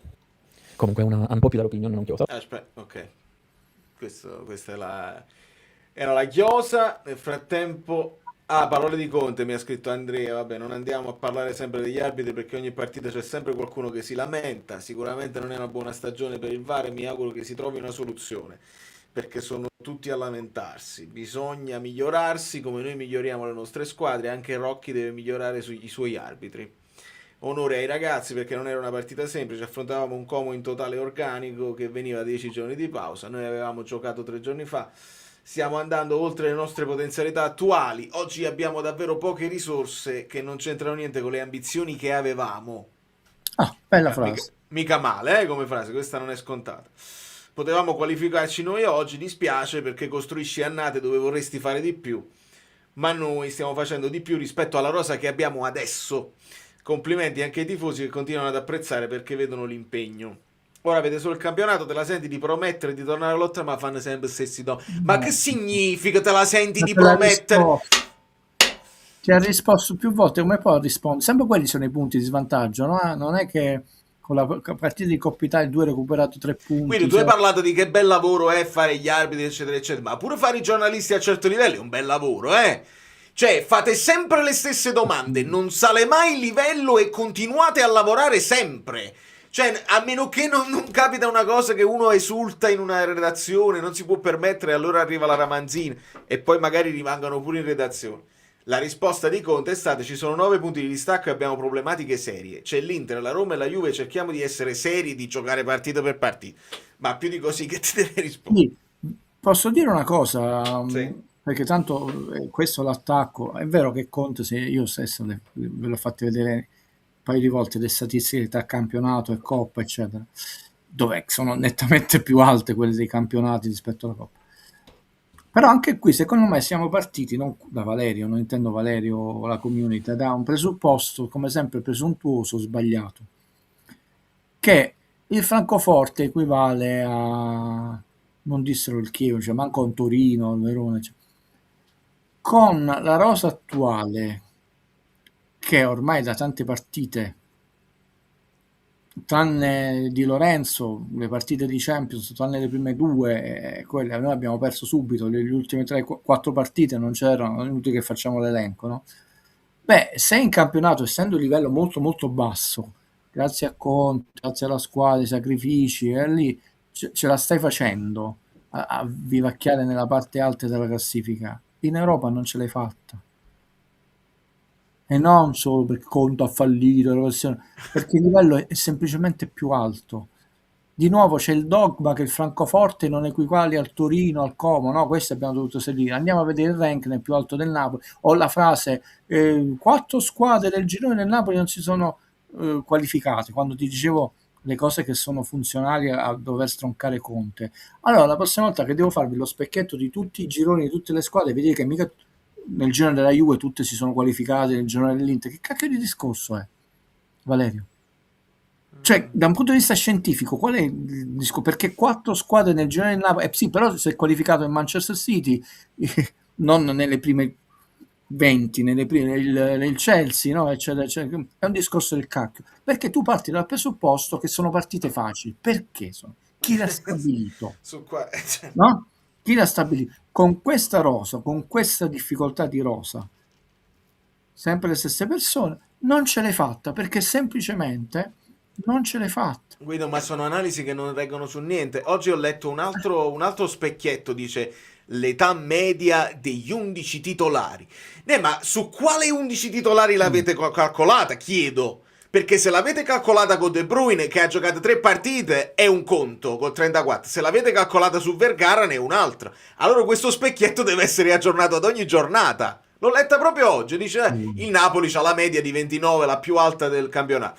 Ma su cosa l'avete quali sono gli 11 titolari su cui avete calcolato questa media? Di conseguenza... Infatti, se tu adesso non te l'ho rimandato perché sennò poi uno diventa ridondante. Quel famoso specchietto dove mi senti tutti i minuti, nessuno ha notato che ci sono dei numeri in basso, che non è perché Guido beve, che io peraltro non bevo lì, sono i giocatori che tu avevi a disposizione. Vedi quante partite sotto i 20, tutti i giocatori, compresi prima e il portiere. Vogliamo vedere, quindi sì, la rosa, diciamo, standard, ideale a questa età media, allora uno dovrebbe fare, ma solo un pazzo come Guido si può divertire a fare una cosa del genere, di ogni partita, Qual è la media di ogni partita, no? Dell'11... esatto. Ferrone mi ha mandato che l'ex arbitro Morganti dice forse Manganiello era troppo vicino. Già l'ho sentita una volta questa cosa di essere troppo vicini. Era orsato con Pjanic. Vocale. Ciao Vale, ciao Guido, credo che un po' tutti noi abbiamo visto le esibizioni di Bad Bunny all'halftime del Super Bowl, dove ha mandato un chiaro messaggio politico non solo agli Stati Uniti ma all'America intera, e poi anche a un soggetto in particolare di cui non dire il nome per non recare problemi a Valerio. Il calcio è politica. Il calcio è politica quando si parla di sport washing, vedete sì, i mondiali in Qatar nel 2022 o mondiali in Argentina nel 1978.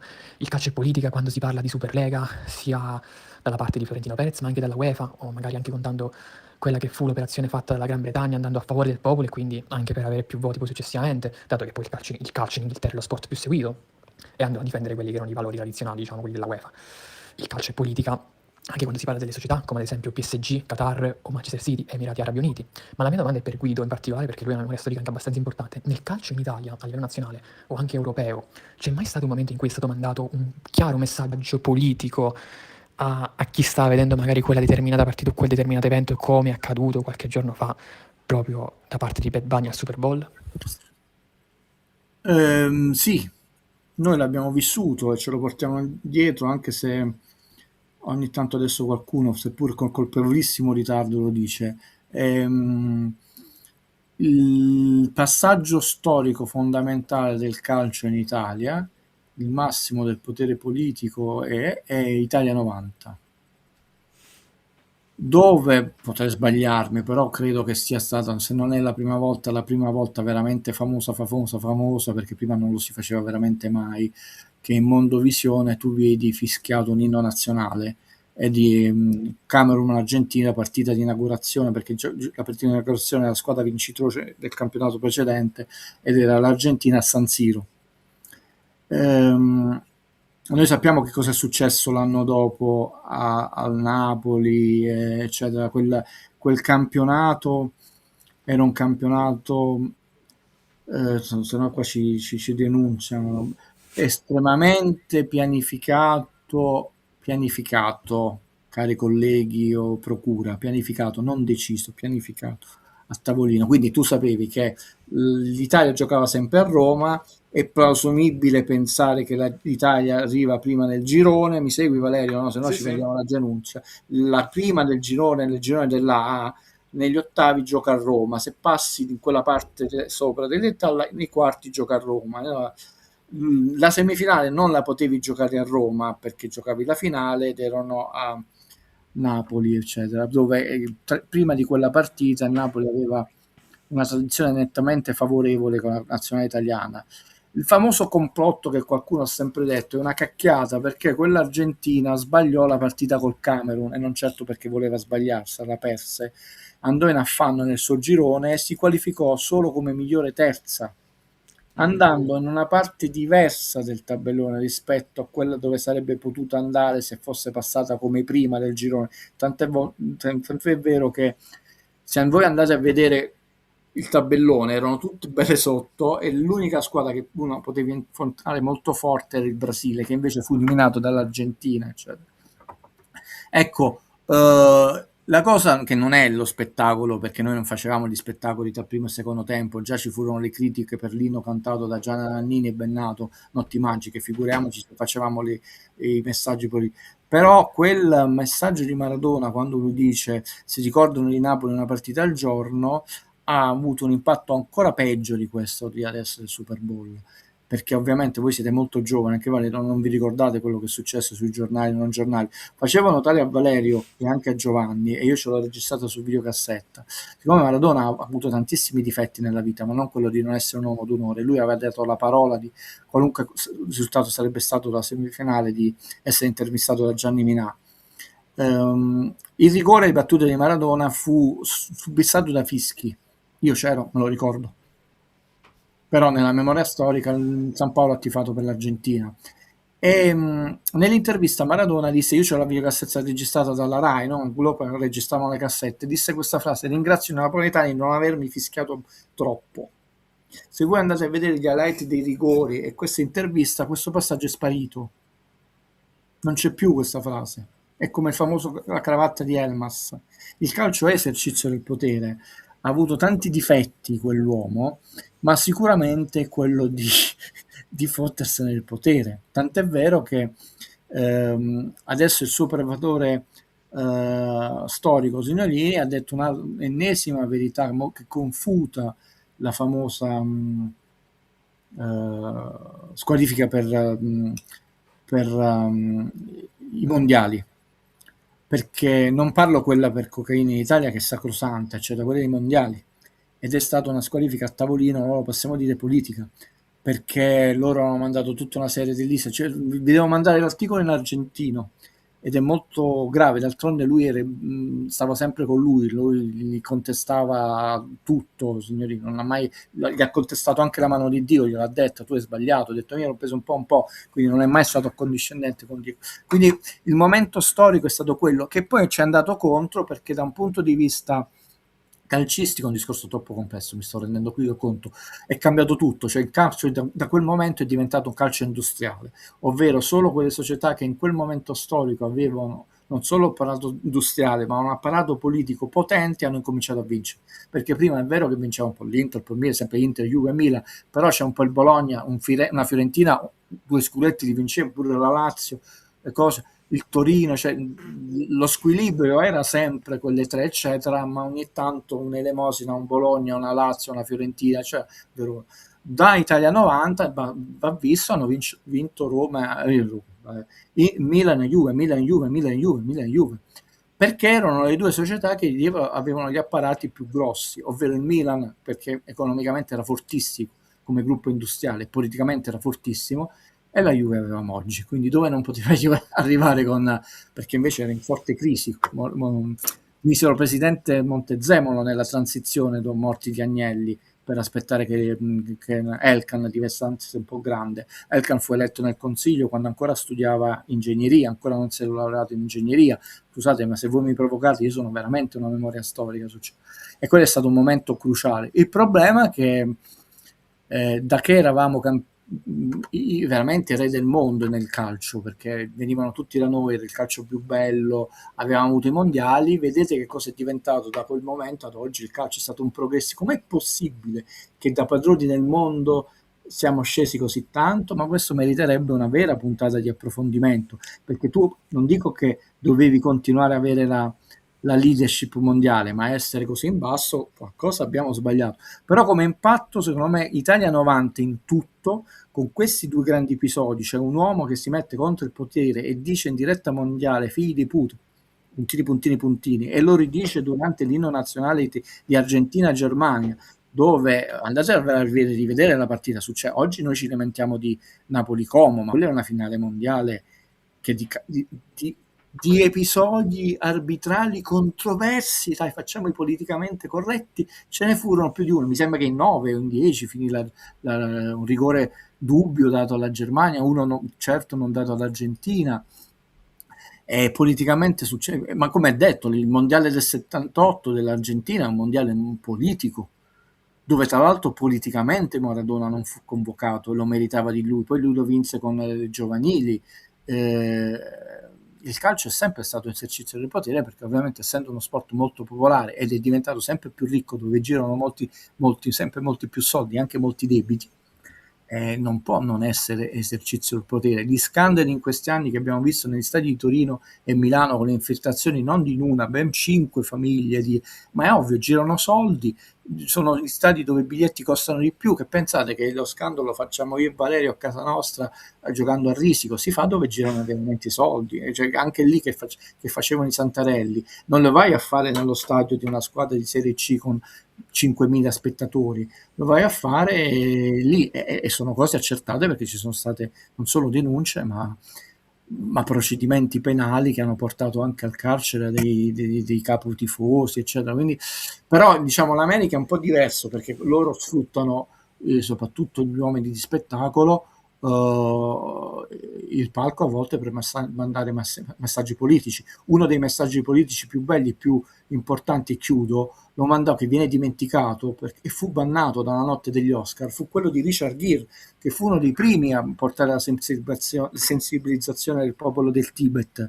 Lo disse durante la notte degli Oscar e fu bannato molto prima che la Cina diventasse così potente da un punto di vista economico, che ha una crescita costante dell'8%, altro che lo schiaffo di Will Smith. Quindi noi non possiamo avere lo stesso approccio di quello che succede sul palco americano su quello italiano, perché tant'è vero che politicamente noi non abbiamo calciatori, a parte minchiate che dicono, che si prendono delle posizioni molto serie da un punto di vista civile su battaglie importanti. L'abbiamo visto, noi non abbiamo visto, tranne Giorginio, un po' il Napoli, la stessa indignazione per la questione afroamericana, che invece l'NBA ha preso, e potrei fare infiniti esempi. Quindi purtroppo, pur essendo uno sport così popolare, è molto ignavo, però di situazioni che hanno avuto un impatto storico, mamma mia che risposta lunga, scusami Valerio, così dirompente ci sono, ma purtroppo di segno opposto di quello che doveva essere.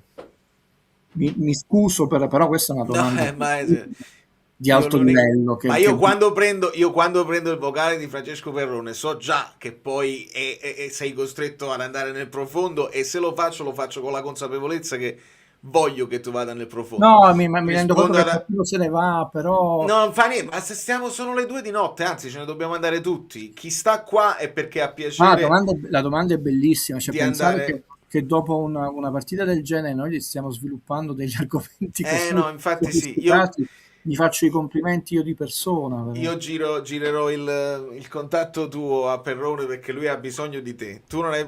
No, cioè, è sempre bene andare. Rispondo ad Armando, dice: qual è il contesto di questa storia dei mondiali? Sono giovani, illuminano i settiva, la tua presenza è sempre illuminante. Era una domanda sull'effetto poi il calcio e politica, lo sport come politica. Noi avevamo investito moltissimo, cioè l'Italia lo doveva... Ma oltretutto, anche se vai indietro nei primi mondiali, tutto là c'è la guerra mondiale di mezzo, per esempio ci sono degli approfondimenti anche interessanti. Ma sia perché poi si prendono e estrapolano una frase, ci fanno una causa estrapolando una frase. Io non sto parlando né di imbrogli né di cose, sto parlando che ovviamente tu hai delle aspettative. Tra l'altro ci furono degli investimenti. Tu pensa che noi abbiamo pagato gli ultimi mutui, mi sembra poco prima del Covid, dopo Monti, degli ultimi stadi, cioè quando la Juve ha già battuto e ricostruito il nuovo stadio, cioè l'investimento anche economico di strutture, infrastrutture, non tutte portate a compimento, il famoso parcheggio dello stadio San Paolo chiuso dai mondiali. Cioè l'argomento è affascinante se lo volessimo affrontare, non che Valerio non lo vuole affrontare, però non è la puntata sui mondiali. Quindi c'era un investimento non solo economico, di immagine, ci fu proprio un bando sul simbolo che poi mi sembra che si chiamasse Ciao, simbolo dei mondiali, no? Quello Ciao, Posso sbagliarmi, ho detto una mia memoria. Quindi la canzone, non è mai successo la canzone dei mondiali di due rock come c'è Gianna Nannini e la rock, quindi c'era un investimento non solo economico, giornalistico di spettacolo enorme e si puntava molto nell'Italia, che diciamo era una delle favorite, ma basti pensare, vedi che è sparito nell'immaginario collettivo, perché il Napoli ha tifato contro l'Italia, ma nessuno si ricorda che quel famoso supplementare di Italia-Argentina, l'arbitro, e questa è storia, te lo prende, si è dimenticato il cronometro, mi sembra che si andò 11 minuti dopo che non c'era il recupero, il maxi recupero, proprio perché cerchiamo di farla segnare a Italia, oppure si era dimenticato di guardare l'orologio, ma non di un minuto, non finiva mai il supplementare. Quindi non posso rispondere adesso a questa domanda perché servirebbe veramente una puntata speciale, però diciamo i mondiali, ed è giusto il riferimento a Paris Saint-Germain, e io sono stato il primo prendendomi i maggiori sfottimenti, detto che l'operazione del Paris Saint-Germain era un'operazione geopolitica, voi colleghi state a guardare che stanno perdendo una Champions, poi la vinceranno, ma non è quelle poi, infatti poi si sono presi 2 mondiali quei territori, non li puoi guardare in maniera slegata. È ovvio che da un punto di vista puro noi vorremmo vedere solo lo sport, parlare di solo sport e godere solo per la partita, però fare i santarelli che non è vero che è solo la partita, no. 8, 11, furono tantissimi, vedi, subito poi internet si è usato in maniera sana e non faziosa. Io ho detto, non posso ricordare, però non fu un minuto di cura, era infinito questa cosa. Certo. Poi lì allo stadio non finiva mai sto supplementare, in televisione è più facile prendere appunto, però te ne rendevi conto che non stava finendo, com'è possibile? No? Ho detto, bene, in internet subito, se tu vuoi fare la persona per bene, controlli, Guido, la Roma ne ha 23 di scudetti, non 2, perché ne hai tolto? Ho detto, mi sono dimenticato, lo so che ne ha 23. Se fai il fazioso, però il problema è che vanno avanti faziosi e creano delle false verità che poi diventano dogmi. E come li fai? Però il calcio è esercizio del potere e adesso lo è più che mai, perché ovviamente cosa è cambiato da allora? Beh, non sono più società addirittura di capitale che possono fare lucro rispetto alle società sportive e basta. Adesso alcune società sono quotate in borsa, quindi addirittura c'è di mezzo la finanza, detto con regolamenti diversi da una società che non è quotata in borsa, ma soprattutto tu rispondi agli azionisti. Una persona può comprare le azioni di una squadra, io potrei comprarmi Senza le essere azioni, tifoso. non so, mettiamo che i Boston non vengono quotati, essendo una squadra, io sono tifosissimo dei Lakers, Valerio si incazza ogni volta che lo dico, ho detto, ma perché mi sembra una buona azione, non certo, e io voglio avere il dividendo, no? Quindi già quando si fanno i confronti, a prescindere da 16 squadre, 2 stranieri, adesso in Friuli, ma oggi parliamo di un'altra cosa, invece Vinicio, Kroll, Merendina. no, Vinicio tutta la vita, cioè mio padre me l'ha raccontato, non è quello, ma parliamo di una cosa che non ha niente in comune, se il fatto che si gioca con una palla, che è pur diversa rispetto all'epoca. Pure le scarpe. Pure Anche perché, e ne approfitto, lo step on foot di quello adesso si sente. Ma perché la scarpa poi è di gomma, Di microfibra, sì. Perciò si sono infatti prima erano durissime le scarpe di Ringrazio il signore. Grazie a te, Guido. Ce la faremo. Il campionato è ancora lungo. No, nel senso che da un punto di vista sportivo non possiamo vigilare, possiamo prendere solo gli schiaffi, però da un punto di vista, questo è il messaggio che mi voglio sentire di condividere, non mi permetto, sempre per il fatto che non sono manco capace del bagno di servizio di casa mia, quindi non è il santo di lanciare, no? Di condividere con voi.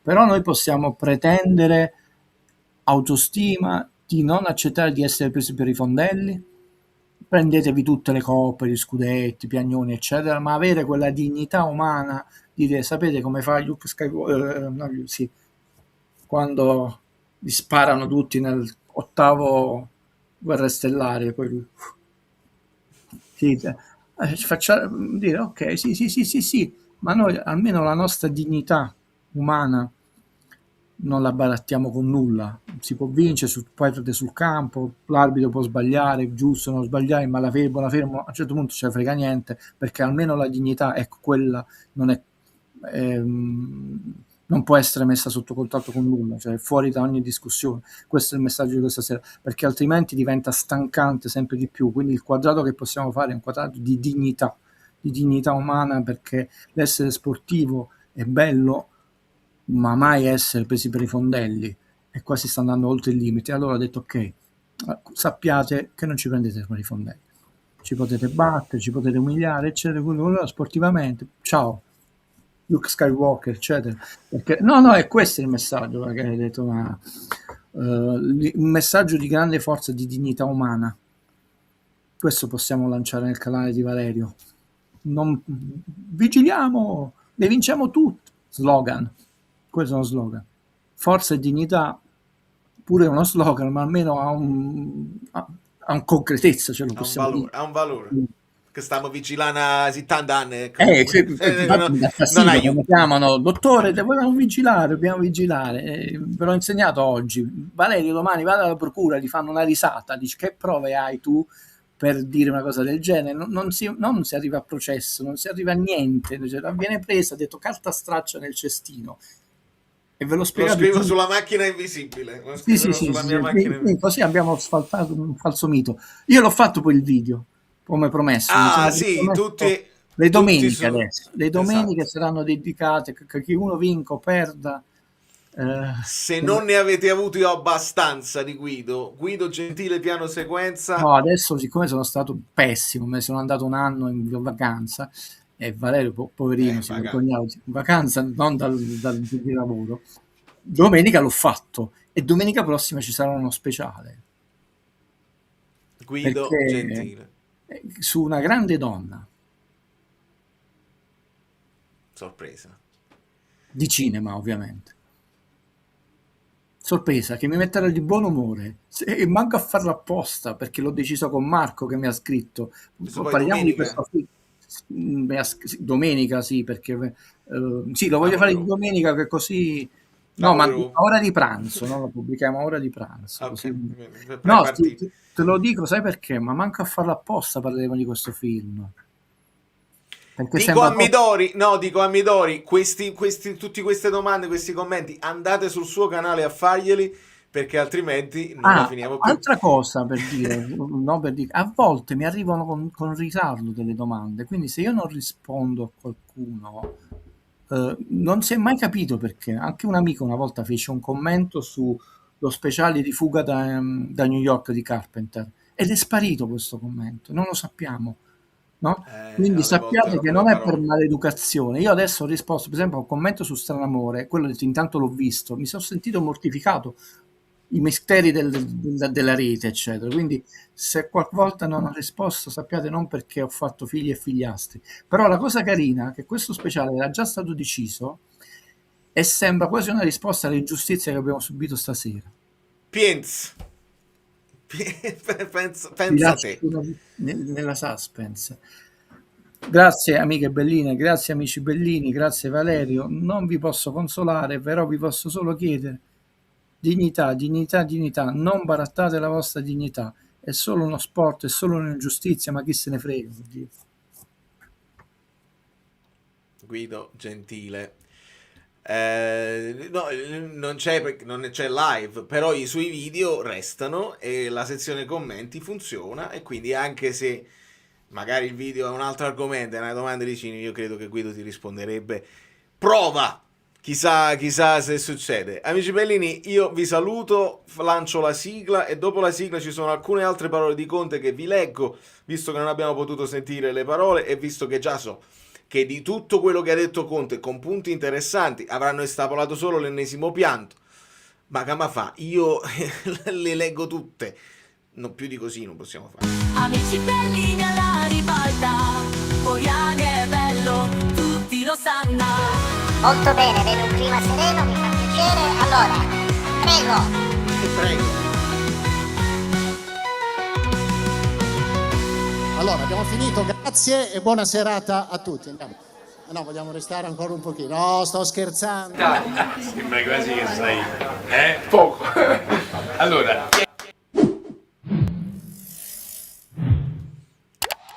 Conte dice: basta con i discorsi arbitrali, diventa noioso andare sempre su queste cose qui.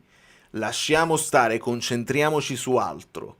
Così come noi allenatori dobbiamo allenare bene i ragazzi per migliorarli, Rocchi deve allenare arbitri e VAR a migliorare. Tutti si stanno lamentando nelle altre squadre, cerchiamo di andare avanti sperando che in futuro possano migliorare, essere più coraggiosi e non dipendere troppo da altre decisioni.